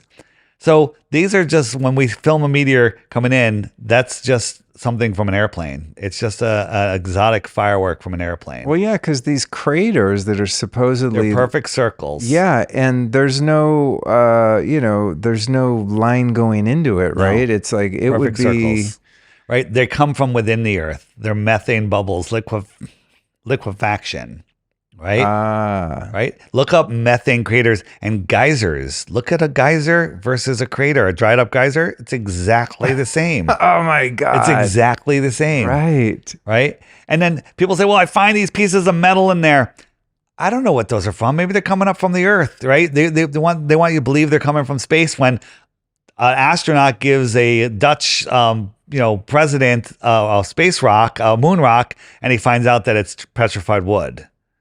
Really? One of the astronauts gave a gift and they wanted to insure it, but the insurance company said they wanted to inspect it and they said it's petrified wood. No way. They ran analysis on it and it's petrified wood. Yeah. Oh my God. So you know what that means? There's trees on the moon, of course. Right. Well, going back to the moon, I'm pretty sure I have observed stars through one half of the moon when the moon is visible, it has been observed. Dusk. I haven't seen it other than in photos myself. I saw one video that it's good. I need to see it myself, but when the moon is waxing or waning and there's just a crescent, there's nothing there. But then on the other side, when it's coming back, there's like a transparent moon there, right? So a new moon, it might just be that. It might be a new moon, right? Think about this. The moon is supposedly a piece of the earth that got knocked off when another planet hit us or something, and then it formed a perfect ball, right? The gravity pulled it into a perfect ball that got tidally locked and controls women's cycles. Wait, how did that happen, right? The moon controls the women's cycles, and the sun, the tide. Well, that's what they say. There's no correlation, right? And the sun controls the men's cycles, right? We are beings of the sun, the S-O-N, the S-U-N, whatever you want to call it, okay? Right. Think about this. So when there's a full moon, that means the sun is off to my right and the moon is off to the left, and it's being lit up and we see a full moon, right? So when there's a full moon, high tides are higher than normal. Okay. It's the gravity of the moon that's supposedly pulling the tides. I have a thing. If the gravity's pulling the tides, wouldn't the middle of the ocean bulge and it be low tide? Okay. I don't know. It's weird. I don't know. But when there's a new moon in the heliocentric model, the moon's still there. There's just no light on it. So the moon is right next to the sun. So you got the sun's gravity and the moon's gravity. It should be a massive tide, but it's not as high. And then there's these tidal nodes all over the world that there's no tide, and high tide and low tide circle around those tidal nodes. Wow. With the sun, hold on the tides, in the frequently asked questions on the Flat Earth, Sun, Moon, and Zodiac Clock app, there's a tides button, and I just added 3. This guy is amazing. Talks about the ocean waters below, the springs below the ocean, feeding and taking water away under the ocean. Like the tides are coming from the waters of the deep. It's quite fascinating. But there's a lot of, I want to see that information. It's in there under tides. I've always intuited that, and this can be supported by the idea of primary water, because I'm a huge spring water fan, right? It's like, it seems quite evident that the planet itself makes water just like it replenishes crude oil, right? It just makes new oil because they'll drill a well, suck it dry, come back later, and it's full again. What, more dinosaurs under the ground died and decomposed? So whenever someone mentions primary water, I feel an obligation to bring this topic up. Okay. So Muammar Gaddafi, do you know about the Great Man-Made River? Okay, this is the greatest secret and the greatest tragedy of all time, right? I was taught that he was an evil dictator and he had a scary face, and I was worried that he's going to blow up the world with nuclear bombs. There's a speech he did at the UN in the 70s, I think, where he was angry and he was talking, and the news translated it as, oh, he's just angry, he's doing all this stuff. But somebody translated it and basically said, in the future, the New World Order is going to depopulate the earth with vaccines and fake viruses and all, just everything he was saying is everything that we're living today. Right. And so backing out of that, that's not the main part of the story. He was drilling for oil in the desert in Libya, and he hit an ocean of water underneath the desert, a pristine, ancient, amazing water, an ocean, an endless ocean under the ocean. So he started what's called the Great Man-Made River. He made pipes, giant pipes buried in the desert going all across Africa. Right. It took him 40 years of work. Right, 40 years, and he was piping fresh water all over Africa. Any family that wanted to start a farm, he gave them land, water, seeds, cattle, tractors, everything, but they had to grow an organic farm. Organic farms were popping up all over Africa, and his goal was to feed and make sure all of Africa was in, living prosperity. Is that a word? Okay. And he made housing a human right. Everyone gets a house. He paid for any car you wanted. He paid for half of it. All education, higher education was free. All healthcare was free. If they couldn't do it there, he'd fly you to another country to get it done. When you got married, they gave you money for a house, $50,000 or whatever it was. Greatest leader of all time. When he finished it, Hillary Clinton and Obama and the rest of the UN blew it up with depleted uranium bombs. The greatest aquifer project of all time, called the Great Man-Made River. And you were never taught about it. You were never shown anything about it. On the app, in the video search in Muammar Gaddafi or Great Man-Made River. And I made a short video. There's 2 videos on him that I made, are amazing. I remember I was trying to go somewhere I had to get on I-95, and the highway entrance is blocked. The cops are there. Like, what's going on? They're like, oh, president's coming through. Obama's coming through. Right. And so I went down to the next exit, can't get on there. They're blocking off all the exits. And when he came through, there was 15 decoy cars. Okay. And so you don't know which one he's in. Right. I'm standing there talking to the cop, and then when I went by, boom, everything goes back to normal. In Libya at the same time, Gaddafi drives down the street, standing up out of his sunroof, waving to people, walks along the car, shaking people's hands, hugging people.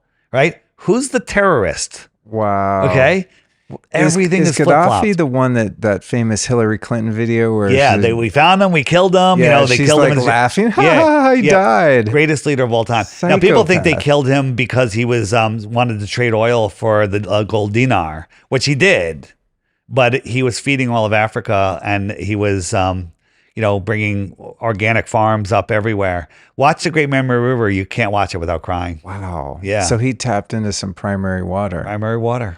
Wow. Greatest leader of all time. And then I made a t-shirt. I have a great outline cut out of him. And I put it out there, and the t-shirt maker said, we can't make that because we can't honor terrorists. I'm like, what?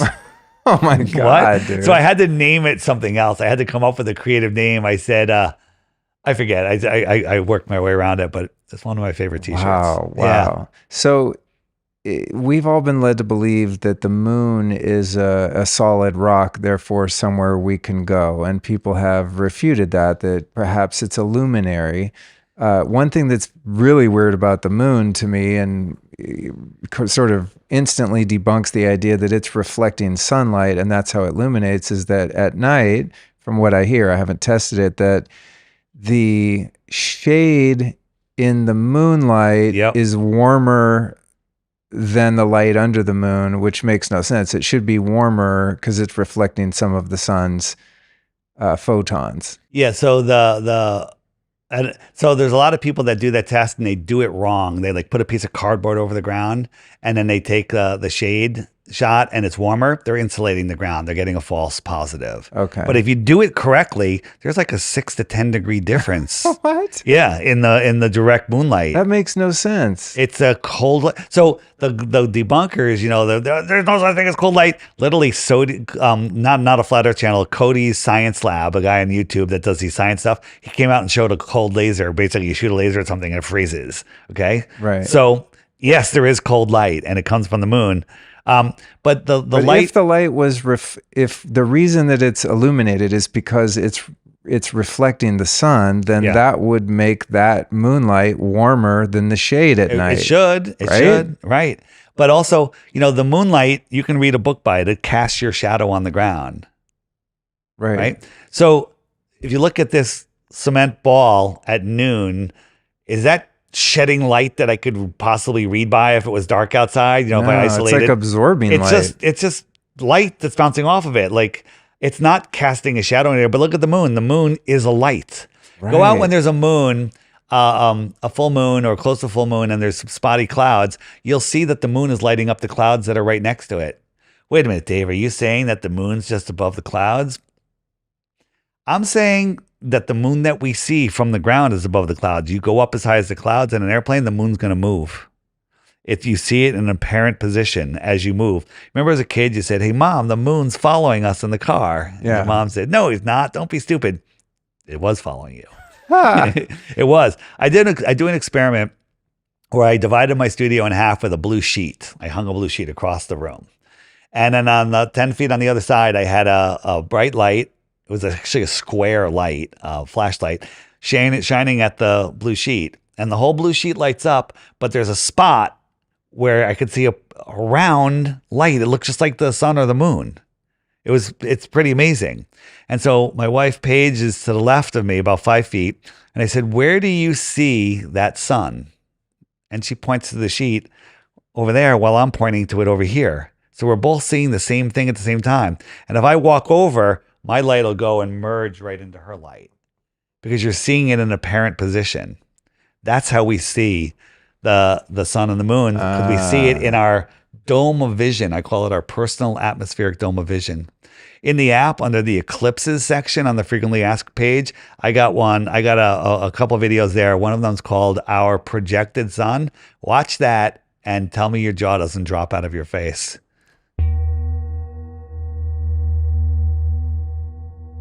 So I know some of you might think the life of a podcaster is easy, but even I can get stressed out with work, travel, staying on top of my personal life, and just coping with this ever wacky world of ours.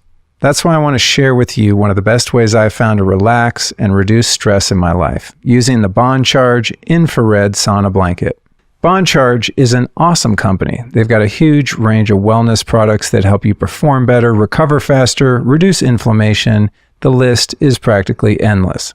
And one of my favorite Bond Charge products is their infrared sauna blanket, man. It's the fastest, simplest way I've found to de-stress after getting off a plane, recovering from a workout, or finishing a marathon recording session like I often do. And here's a great travel hack for you. If I'm heading out of town, the blanket is super portable. I can just roll it up, throw it in the trunk, and boom, I've got an easy way to mellow out when I get to my destination. It sets up in less than a minute and heats up super fast. Now, lucky for you right now, they are offering listeners 15% off your purchase of this phenomenal product. Just punch in bondcharge.com/lifestylist and use the code lifestylist to get your discount. That's BONCHARGE.com/lifestylist. And for you EMF mitigators out there, don't worry, I got you covered. They've tested their blanket against other leading brands, and their EMF levels are one of the lowest on the market. You can find all those details and more at bondcharge.com/lifestylist. And don't forget to use that code lifestylist to get your 15% off. Speaking of the sun, and I this talking about something like this really requires visuals to really get the point. So I'm glad you have like backup here. So people that are curious or people that are like, these guys are fucking nuts, they can actually go look. Because some of the stuff to me that got me interested in it was the video content where I'm like, hold up. I can't explain this, therefore I'm curious, I want to learn more. Yeah. But one thing in that regard is we're told the sun is 93 million miles away. that just doesn't make sense to me on an intuitive level. It really just seems like it's right there. It is And right there. when you look at like you were talking about earlier, how the sun's rays come down through clouds. If it was as big as they say it is and as far as they say it is, then all of that light coming down from the sun when it comes through the clouds would be coming straight down like in pillars. Yeah. Not, they wouldn't be diagonal. You know what I'm saying? So I'm like, it just does, it makes no sense to me. It can't be that big or that far away. 100%. Whether or not the surface of the earth is curved or flat, even apart from that particular point, the size and distance of the moon in the official story, it does not hold water to me. So the top picture would be what we should see with a distant exactly. sun. And the bottom picture is what we do see. Right. Okay. Reality is weird because it doesn't match the stupid helio nonsensical BS model. Right. Right. We don't see that. This is what we see. Crepuscular rays. Those are the rays that come in at an angle. Yeah, crepuscular rays come in at an angle, right? All the pictures of the sun are crepuscular rays. Right? All of this is I just typed in core and those show right up on the app. So all of this stuff is at your fingertips. Here's the thing.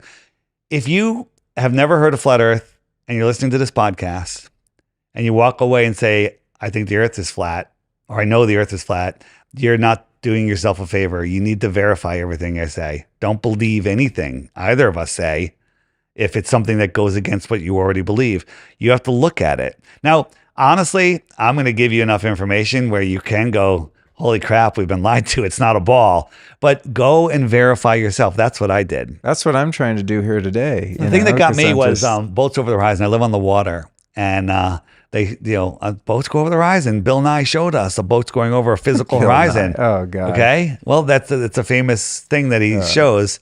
He's not a scientist. If He's the an Earth actor. was the ball, boats would go over the horizon. But that doesn't mean that's why they go over the horizon. They go into the horizon. Right? They get smaller and smaller and smaller. Now, this is real. I'm not going to get too deep into this because it's much easier to see visually. But if you go to the water, like I live on Long Island Sound, and about less than a mile off of the beach that I'm standing at is another island. And then straight past that is New York City, 25 more miles away. But if I look at my depth of field, that island, so if this is New York City, this end of the iPad is New York City. Am I going that way? I'm going this way. New York City here, and I'm standing here.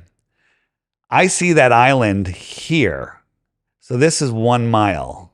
And then from here to here in my depth of field is 24 more miles. Because it's the angle that you're seeing it at. You can stand in a hallway. I was just at my hotel the other day. It's crazy, like 24/7. So I'm down this long hotel, and there's door section, and the section of the wall is, I don't know, 25 feet. And so I went to one end of the hallway, and I put my head against the wall, and that 25 feet took up almost my entire perception. But then there was 20 more of those that are all being squeezed into that little depth of field. So flip that sideways. You got your water. Just a little wave there will block out a city skyline. Because the city's getting smaller and smaller and smaller, and a boat's getting smaller and smaller and smaller, but it's really in your depth of field not getting any farther away as far as you can tell. It's just getting smaller now. Interesting. And the sun does the same thing. The sun goes beyond the mountains. Like if you're standing next to a mountain, 3,000 feet tall, you have to look up at it. You're like, wow, it's a tall mountain. And then you watch the sun, you're standing right next to it. The sun is at noon, 1 o'clock. It goes, you can't see it because the mountain's in the way. Now, if you went backwards a couple miles, you'd be able to see it again. Right. If you went backwards 25 miles, the top of that mountain would look like it's at your eye level. And when the sun just goes away, again, it goes behind, it goes beyond, not below. It just goes beyond. Right. Right. You watch an airplane coming towards you. It's down there. It gets higher and higher and higher and higher and higher. And then it gets lower and lower and lower and lower and lower. It's really flying straight and level. Oh, The sun does the same thing. Where That does is the a sun go? trip. Frequently asked questions on the Flat Earth, Sun, Moon, and Zodiac Clock app. Where does the sun go? Watch those videos. Here's the thing. People are like, I don't want to spend $3, right? If you're going to research Flat Earth, you're going to spend 500 hours in something that you could literally find in 10 minutes in 500 hours, you're going to find very little good content. Every minute you spend researching Flat Earth on the app is going to be quality, 0 fails, 0 wasted time. I don't know much about the Bible, admittedly, but I am aware that there are a couple passages where Every passage. Page one. God separated the waters from the water. No, God separated the waters from the waters and created the firmament. Yeah, Page the 1. firmament. That's the word. Page 1. Is it really? That's in Genesis, page 1. Are you serious? Yes. Oh, that's funny. Right. And there's 200 verses. Now, there's a lot of verses that people claim are Bible support Flat Earth that are nonsense. Okay, there's a meme going around that all the Globers love using. We don't. Flat Earthers agree. There's a lot of garbage in there. Don't use it. Right. Page 1. That they'll say, well, Isaiah says the circle of the earth. Therefore, the earth is a globe. What's the definition of a circle? Definition of a circle is a line on a plane that's a flat surface where every point on that line is equidistant from a center point. That's a circle. Oh, We interesting. live in a circle. Huh. The sun goes in a circle. So this firmament word is in the Bible a few times, and that's something that flat Earth folks refer to. For those that have never heard that term, how would you describe the firmament, and do we have any empirical evidence that it exists? So I see it as kind of like a Truman Show, right? Like a cap or a dome that's Yep. fitting over this flat piece of land that The Bible we're living talks on. about it, that it's made like molten glass, that the earth is like a seal pressed into a clay, right? Everything says flat earth. I believe there is some sort of containment because we are in containment. I think that we're literally like, if you watch, if you put a pot of water on the stove and then you turn it up to boil and those bubbles form on the bottom, put yourself in that bubble. That's the flat earth with the firmament over you. So there's water above you, and there's actually water below the earth, but that's a whole nother thing. So what's holding it up? Maybe air pressure is holding it up. Maybe it's the air pressure that's holding up the firmament. And when they lower the air pressure, we get flooded out. And Noah. I also saw a video of one of these rockets where there was a camera attached to it, and you're seeing the ground disappear underneath it and all the smoke, and then it's like going up, and then it goes clunk. It goes stuck. kerplunk into like a thicker medium, like Yeah. a plasma. What That's is called that? the Go Fast rocket. It's on the app. It's Okay. got its own page. So right? do you think that thing is hitting the firmament? I think it. So we had a NASA whistleblower that was communicating with me, and he said that at 72 miles up, the air turns into a plasma, then it becomes thicker, then it becomes water, then it becomes solid. Oh. And he says at NASA we have the capabilities to go up there and research it, but we're forbidden to. Really? Yeah, and I'm like, are you? I wanted to ask him if he was forbidden by NASA employees or by overlords, Right, by right. the reptile. Because also when you see reptilian these overlords. supposed rocket launches, they also never go straight up. If they're trying to get to space and we're in a ball, it seems to me they would just go and just keep going straight up until they're in space. But they seem to go up always at a curve, and then they hit something that looks like a speedboat going across water. Yeah. So And I can't get my head around what is happening there. yeah, they all go up and then out, and they crash into the Bermuda Triangle. No way. They don't want people in the Bermuda Triangle because they might see something they're not supposed to see. Oh shit. If Is someone this why all the launches take place like in Texas and Florida? Yeah. They never launch from like Well, it's for Montana. safety reasons because they don't want it to crash. Oh, is that the reason? Yeah, that's Oh, okay. that's what they say. It's good story, cool story. Cool story, bro. Yeah, I mean, they want us to believe that that's the curvature of the Earth, but that airplane leaving a chemtrail is going perfectly straight. All right. Oh. Whoops. There we go. All rockets now. There's different ways. They fake rocket launches. There's CGI rocket launches. There's mini rocket launches. There's balloon rocket launches. In the app on the more resources page, there's a section called balloon rockets. Bring a box of tissues if you still love the globe when you watch that one. If you still love space, it's so good. There's so many good videos in there. The space shuttle was a blimp, a helium blimp. The external rocket, the tank, is a balloon. It could be in the Macy's Day Parade, right? And it just goes up and it goes out of sight, and then they recover it. We actually have, now the story is, the shuttle's connected to the external rocket. It goes up. It lets go. That thing's still going 25,000 miles an hour up, you know, with the astronauts on it. And then the external tank falls back to Earth so fast that it deatomizes and burns up before it hits the ground. Oh, come on. Is that really the official That's the official story? Check this out. The astronauts on the shuttle were filming it falling back to Earth. They're going up at 25,000 miles an hour, and they're filming something that weighs 20 tons that's falling. How long could you keep that in frame? I don't think you could have it in frame at all. That's not even for a microsecond. Can you get a bullet in midair in a frame? Oh, it's going faster than a bullet. Oh, man. It's going faster than a bullet, right? But they filmed it for minutes. I don't know how I'm going to process this conversation. So check us out. This gets worse. This gets worse. Honestly, so they film it, and it's not that far above the clouds. Like, when's this thing going to start burning up? And then you're watching it, and all of a sudden we see a piece of tissue paper float by, like showing what speed it's really moving at, which is not fast at all. Like a piece of tissue, like a litter that came out of a helicopter that was filming this balloon or something, right? But then I saw this weird anomaly where I'm like, what was that? And I slowed it down. I rotated the camera. I rotated the image. I cranked up the levels, and it was a weird cloaked looking quad airplane of some sort. It looked like a quadcopter or something. It looked, I call it the blimp recovery vehicle. There's no question, no doubt. Don't know what it is. It's some sort of aircraft. Proving that thing wasn't falling, proving that it's not what it was, right? End of story. How do we explain when you see footage of astronauts in a zero gravity environment? Now, I've seen a lot of these videos where they slow it down and you see cables, you know. You see cables pulling on their shirt.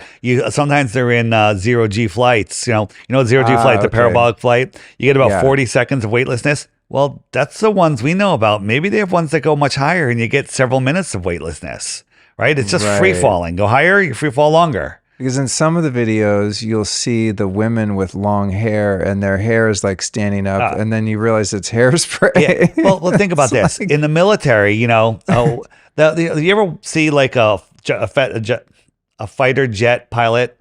Stand-up guys, in shape, smart as a whip, buzzed head, right? Look at all the astronauts. They're the dumbest people ever.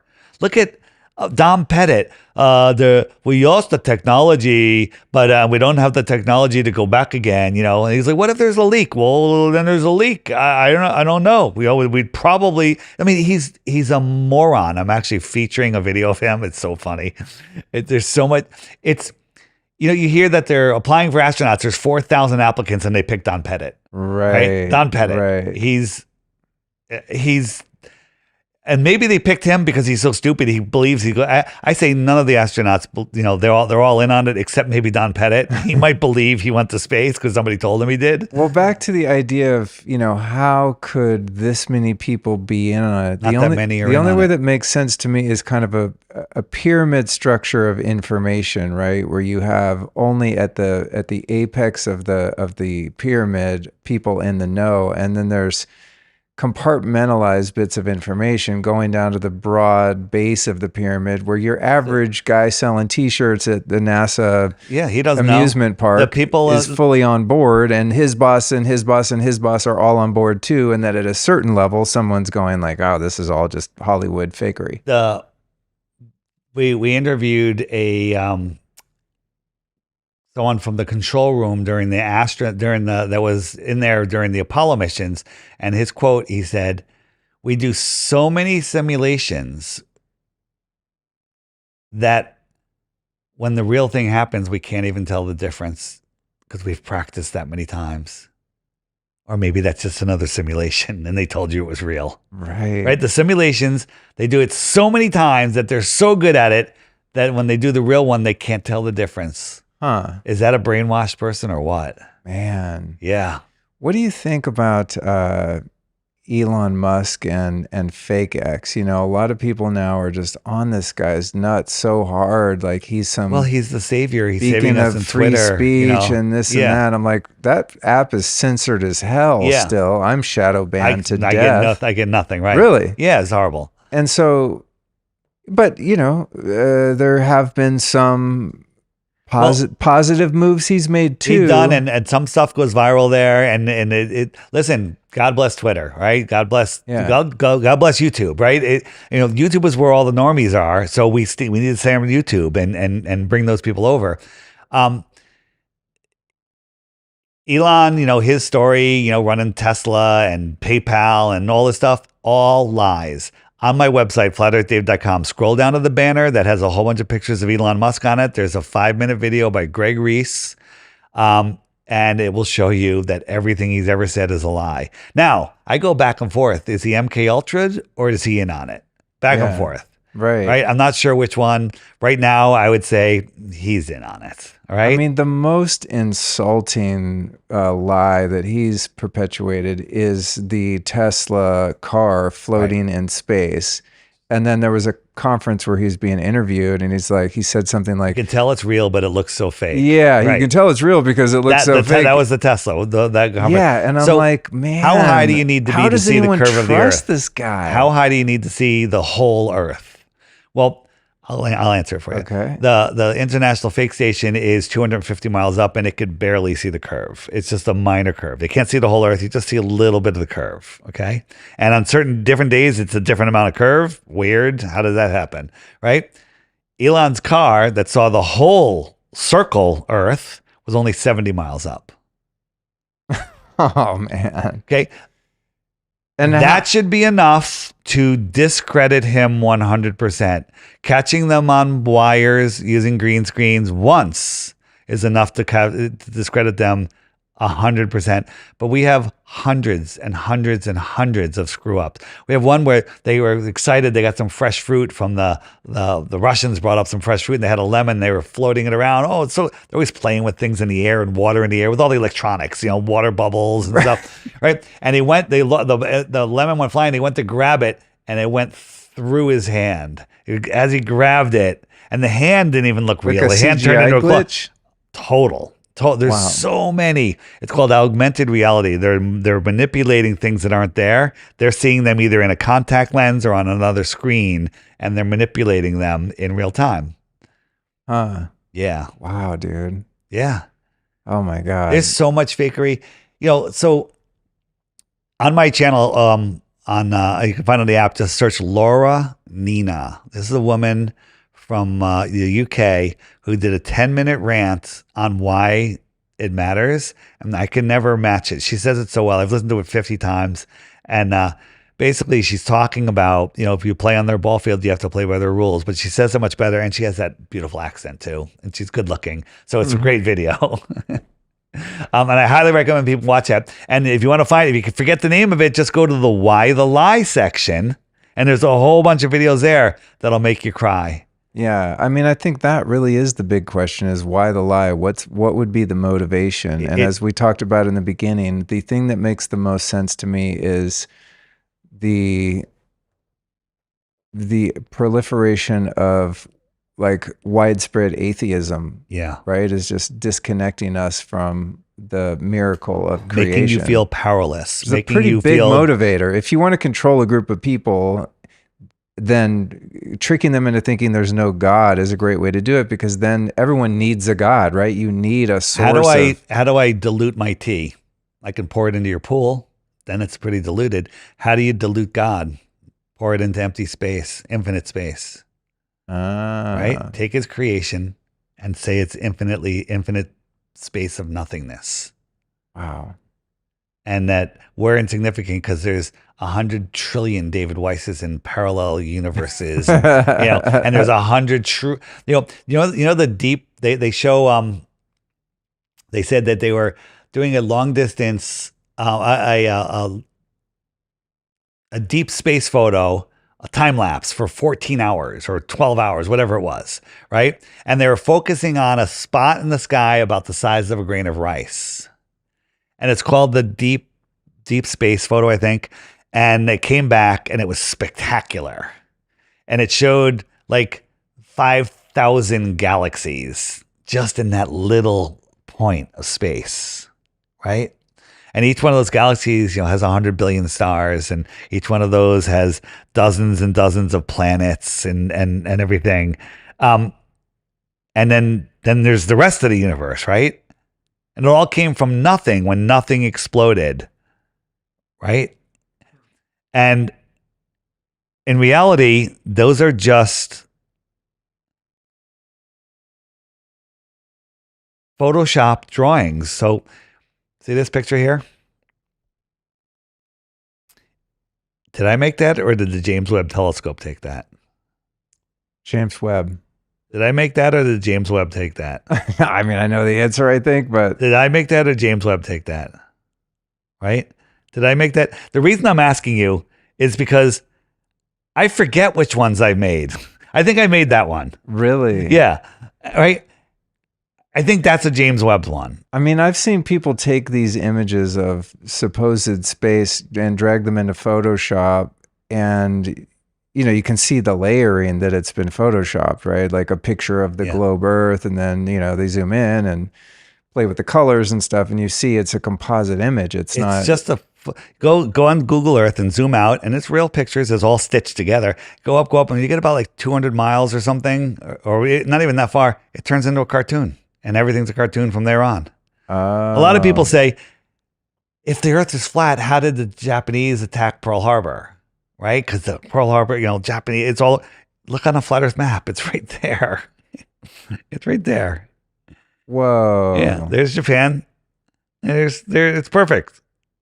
Whoa. It's a short flight. Oh my God, dude. This is going to be a tough one for me to process. I get my mind blown a lot on this podcast. Here's what I recommend people do is get my app and watch the every day there's a featured video. Just watch that video. And then after that video is done, YouTube's not going to suggest a video.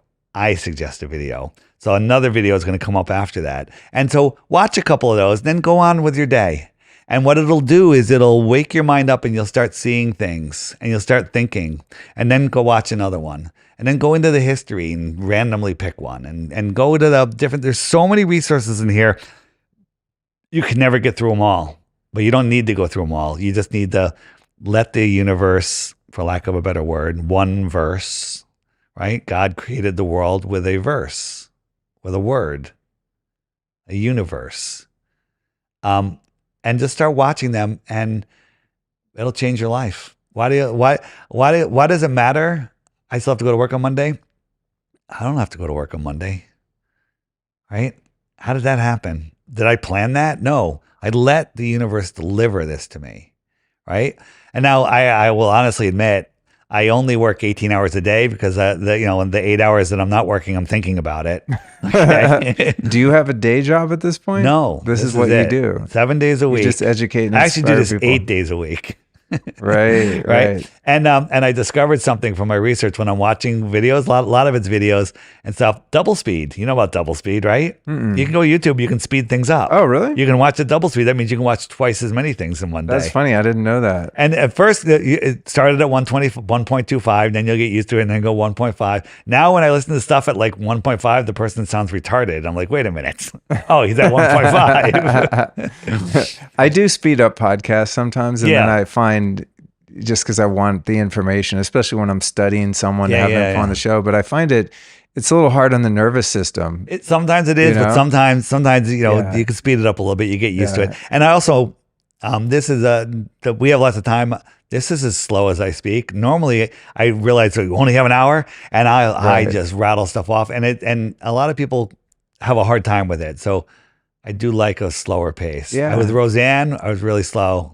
Yeah. And it was really good. How was Roseanne Barr today? She was fantastic. She really listened and had great comments. And when I would make a comment, like she brought up the hiding God before I even got to it. And I was like, exactly. And everything I brought up, I said, belief is the lazy man's knowing.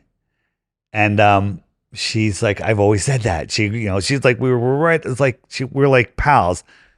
And then she's like, can I have your phone number? I want to text you some stuff, That's amazing. And I'm just like, let me think about it. I love it when Hollywood people defect and like leave the reservation. And She's done that a long time. She's done that for a long time. But this, having you on is going pretty rogue. You know what I mean? She already invited me back. So epic. Yeah. She wants to trigger people. And, the thing is, as I say, if you're triggered, come take my Bitcoins, and then you could be untriggered and be rich. Yeah. Wow, man. Well, I can't tell you how this has been eye-opening to me, to say the least. Super fun. I'm so glad we got to do this. Yeah, we've barely scratched the surface. I know there's so much to this. In the app, you can go to the NASA nonsense page. You can go to the documentaries page. You can just frequently ask questions. Everything's in there. Antarctica. What about circumnavigation? Circumnavigation is one of the easiest ones. Circumnavigation proves flat Earth. Billions of people have circumnavigated east and west. 0 have circumnavigated south. Really? 0. What? 0. On a globe. If you went around the equator, that's east or west, right? Yeah. If you went from the equator to the south, no one's ever gone from the south and back up. What is their excuse for that? It's too dangerous. Why is it more dangerous to go that way? Too cold? It's too cold is what they say. But we can go to space where it's even colder. Okay. Oh, that's true. Yeah. We can go to space where it's even colder and where it's a vacuum, and the people can wear their cool snowboarding space suits, and it doesn't blow up like the Michelin Man. Right. But you know that NASA has only put a man in a vacuum chamber in a spacesuit once, and they didn't even get all the air out before he passed out and almost died? Really? Yeah, because his tongue started boiling. Wow. It's crazy. That is another thing that's been suspect to me, is the idea of the vacuum of space in these space suits. And then sometimes you'll see, they have zippers and stuff. Zippers. Zippers aren't even airtight, What if the Earth was set up like this? So here we are, here is South America, US, right? And that's Antarctica, but there's more land out there, right? And so we can take it one step farther. This is called the Nos Confunden map, right? So what if we lived in the center of this pond here? You have a ring, and then you have another ring, and then there's these other ponds occupying a piece of the plane, right? Or a planette. A planette. I've seen that model, and one thing that I've always wondered about in terms of the firmament is like, okay, if there are these other worlds or other lands outside of the circle of the Arctic Circle, then is the firmament covering all of that, or do we each have our own little firmament on each little island outside? I don't know. Yeah. But yes, maybe. Who knows? Right. And maybe there's a mega superdome, and then each one has its own energetic dome. Right. Okay. Right. That makes a lot of sense to me, because we have our toroidal field, and maybe on the outside of the toroidal field, it's frozen. Right. And so maybe there's the superdome up there. I don't know, but there's lots of books about it. There's one called The Navigator Across the Ice Wall, or The Iron Republic. I highly recommend people watch that or listen to that. You can read it, or there's on the app, you can just search for it, and there's an audio version of it for free. Listen to that stuff. And they're talking about more land in the 1800s, early 1900s. Wow. They're talking about more land. Everything you've been told about flat Earth is the opposite. If the powers that be maintain their control by superimposing the belief that we have limited resources, right? There's limited water, there's limited oil for fuel, there's limited food, and therefore if there's limitations on the supply, then therefore they can charge more for it, right? It's like supply and demand kind of thing. And so if there are other lands outside of that ice wall and there are more resources, then things are even more abundant than we know they are, right? Because we know the Earth is just more abundant than the human population could never consume all the Earth has to offer. But there might even be more outside of that. There may have been trillions and trillions of people scattered to these outer lands, and they may have repopulated us after the reset. There's so much to learn. Life is so fascinating, and this place is way more than they told us. Once you understand that, you literally it repowers you. It takes you get your power back, and they're hiding free energy. That's the biggest thing. Think about this. Imagine if you had a device the size of a roll of quarters that would air condition your house, heat your house, and power your car for 100 years, and you never needed to replenish it. Would that free up a little bit? Right. And the amount of electricity you have as much as you want, so you can do whatever you want with it. You can create things, and having all of this free energy. You could mine a lot of Bitcoin. You could do everything. You could do whatever, right? It would probably crash Bitcoin's price. Yeah, right. But they're hiding that because that's how they control us. Tesla at the World's Fairs was lighting them up wirelessly. He had his tower in Long Island, New York. And JP Morgan said to him, he says, how do we build for this? He's like, you can't. It's free energy. You can transmit it worldwide. Well, JP Morgan goes, well, let me think about that. I own telegraph pole companies. I own wire companies that transmit electricity. I own coal mines and train rails that distribute that coal. I own oil companies. Yeah, this isn't good. I need to shut you down. And they shut them down. Right. And so now we pay for dirty electricity. Right. When there was all free electricity everywhere. Yeah. Now we live in homes full of 60 hertz. That's killing everyone slowly. Yeah. Frying us like frogs, boiling the frog. Yep. Man, wow. Well, thank you so much for coming by today. I've got one last question for you. Who have been 3 teachers or teachings that have influenced your life and your work in general that you'd like to share with us? 3 teachings. I would say early on, it would be Eckhart Tolle and The Power of Now. Oh, yeah. So I was actually reading that. I was going through a divorce. I went to the first outing party by myself, and I met a girl who was going through a divorce who was reading The Power of Now. We've been together for 17 years. No way. Yeah. Oh, that's epic. Yeah. How cool, man. Yeah. Yeah, that book was really impactful for me too. That was one. Another one is the Ra books, the Teachings of Ra. Oh, I don't know that one. You don't know the Teachings of Ra? Oh, there you go. Aaron Abke teaches a lot about it. He's a buddy of mine. Yeah. But he's a total globe head. Okay. Really? Don't throw the baby out with the bathwater. Okay. There's no getting through to him. That's funny. Give up. That's okay, funny. but that's okay. Ryan that you met on the way out is staying with Aaron down the street. I was going to ask if it was Abke. Is that really him? Yeah. Okay. So Aaron, he's a globie, and I don't think he'll ever change. But it doesn't mean we don't love him. It doesn't mean he's not right about some other things. Sure. So he's big into the Teachings of Ra. I actually have it in the app in the homeschool section. Really, really good stuff. And another one I would have to say is Roseanne Barr in 2012. I tell you this at the beginning? No. 2012, I was at the Gathering of the Vibes music festival in Bridgeport, Connecticut. And I was walking around with chemtrail signs screaming at people that they're spraying the skies before it was cool to do that. And later that evening, all of a sudden, Roseanne Barr's on stage. I didn't even know she was there. And she said she's running for president. I'm like, okay, that's funny. And she goes, because all of those politicians are pedophiles. And then she went off the rails and just screaming about just how depraved this world is. And she held back nothing. And I go, maybe I shouldn't be so afraid to speak my mind. And I started speaking my mind from that day forward. Wow. And today I interviewed with her.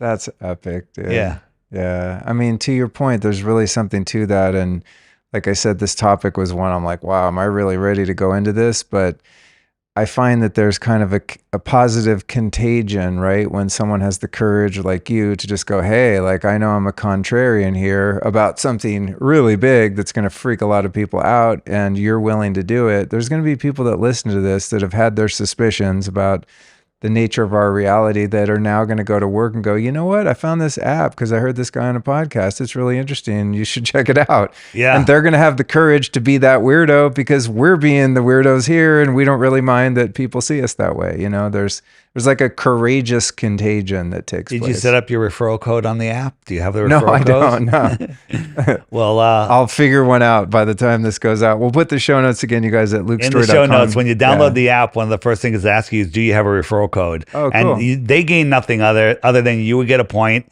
and 1,000 dome. Okay, I want 1,000 dome. And who knows? My podcast co-host Matt Long, who comes from the biblical side of flat Earth. Oh yeah, I met him when we met him went the other to night. taco night.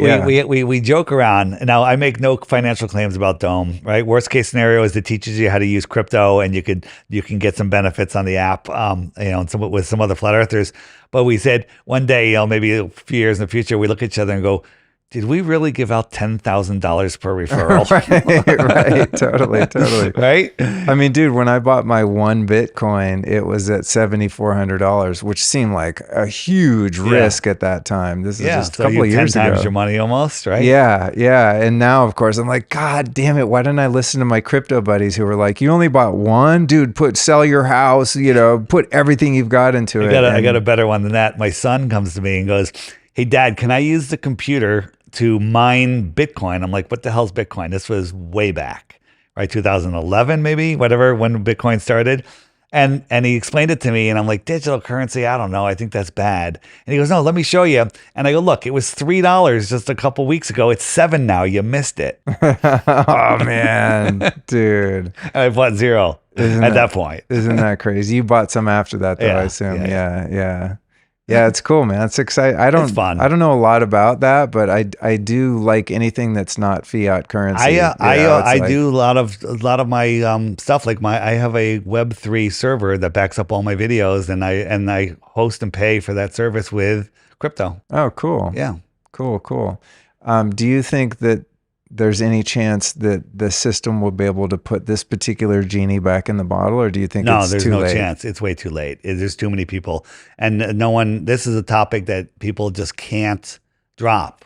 Like, this is the highest retention level of anything. This affects you every day. You wake up someone to 9/11. That I live right near New York City, so it stuck around for a while. But I had some business in Ohio a couple months later. And I went out there and everyone pretty much forgot about it already, just in Ohio, let alone Saudi Arabia or, Africa or whatever. So, but this one, when you wake up to it, affects you every day, all night. And people, when you find out about it, it's your soul finally goes, yes, you get it now. I think depression comes from when your soul can't speak to your mind because your mind is too lost in the programming. And your soul knows the truth of the world, and your mind is lost in the lies, lie vision, right?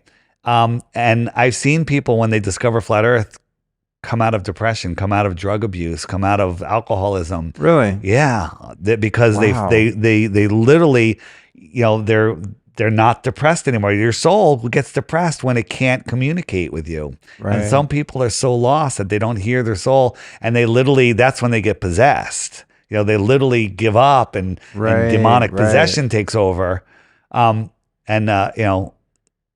think flat Earth has cured that. It makes sense because coherence Yeah. brings peace, right? And if there's a discrepancy between what our higher knowing understands and then the mind is unable to rationally get on board with the inner knowing, there's going to be a discord there. There's going to be a conflict there that will be subperceptual. Teaching a child about the heliocentric system is child abuse. You're literally ripping their common sense out of their mind, telling them they can't trust their eyes and their God-given senses, that they're not stationary, that they're spinning and whirling and twirling, right? The sun is not moving. We're falling over backwards faster than the speed of sound, right? It's all craziness. And once you do that to a kid, their psyche is broken, and you can train them to believe anything. Right. It's and like you put them in the prison if you camp. teach a kid about Santa Claus and then you never tell them, oh, hey, you're old enough now. We're going to let you in. Santa Claus isn't real. So you lie to them about that. You lie to them about, you teach them about the earth,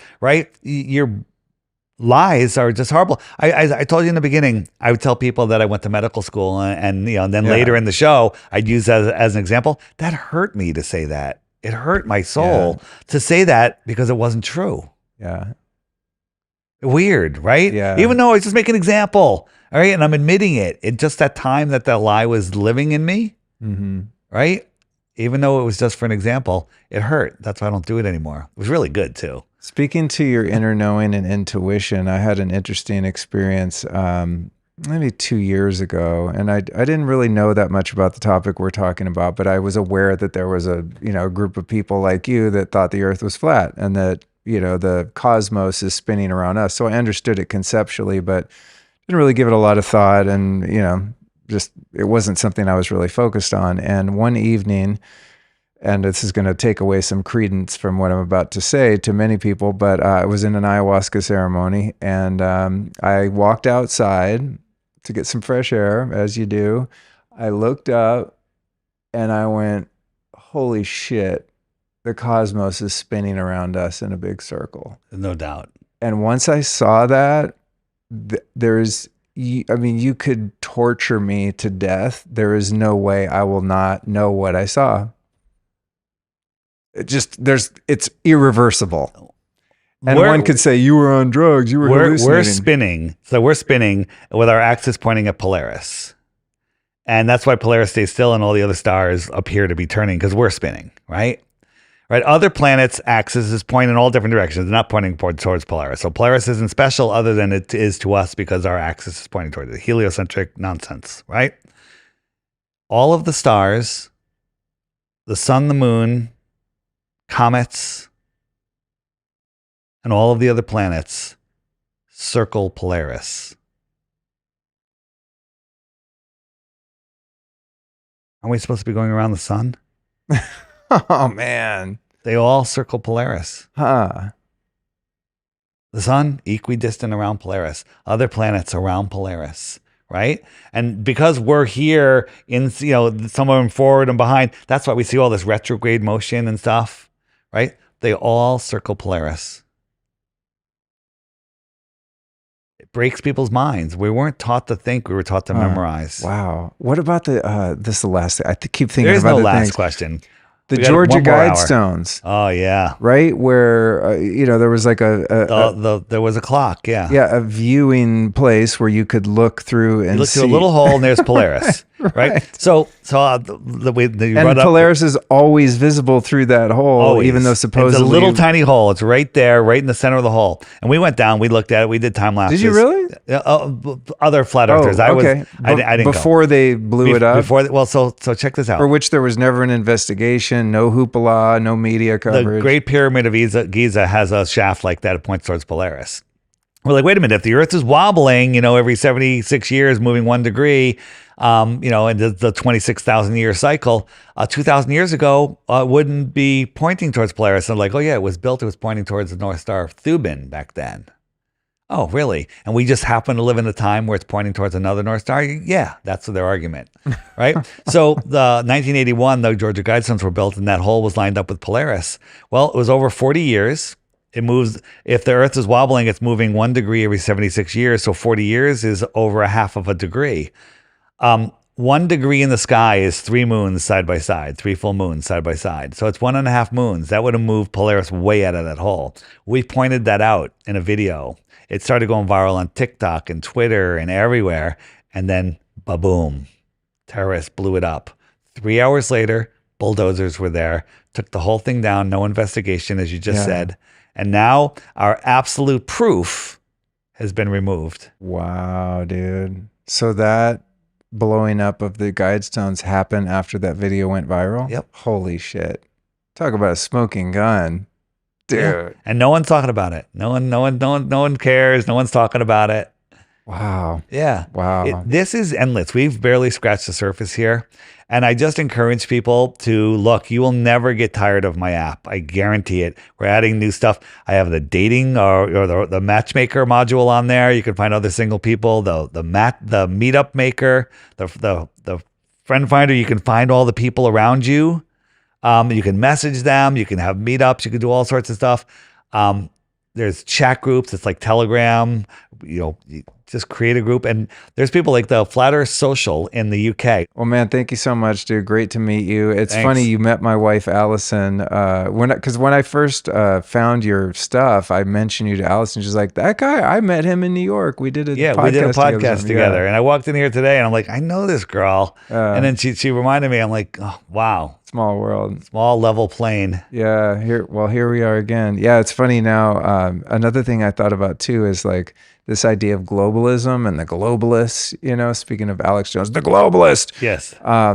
It's funny when you think about this concept and the heliocentric model that they are globalists too, right? They're like perpetuating a globe idea, which seems to be flawed based on this conversation and the research that you've done and many others have done. But it's interesting that they're all about everything has the word globe in it. Everything. Globes everywhere. Yeah, it's and weird. Next time you're walking through a store and you see some globes on the shelf, pick it up and look at the sticker on the bottom or the tag on the side. It says, for decoration purposes only. No way. It absolutely does. It says, oh, come on. They all say it, every single globe that they sell, because if they don't and somebody uses it to navigate across an ocean and, you know, and dies because There's it's not, like a liability yeah, thing? it's a liability Really? thing. Yeah. It says not for scientific use, for decorative purposes only. Every globe says that. Wow. You have one son? I have a son and a daughter. You do? What do they think of your work and your perspective? They're starting to get it because their friends are coming around. Of course, they're not going to listen to dad. Their friends Yeah. are coming around, right? And they get it. My daughter, she works at a big sports bar in the Upper West Side, and she rocks a little bit, you know, because people will say things and she'll give them one of my cards and stuff. And because she wore like one of my hats that said, "Are you a blue dot?" Right? Because those are the people on the friend finder. And people ask, she gives them a card. So she's on board. She wants to live her life and go to her Fish concerts. Sure. Cool, man. All right. Well, thanks for coming by, dude. I appreciate it. Thanks for having me.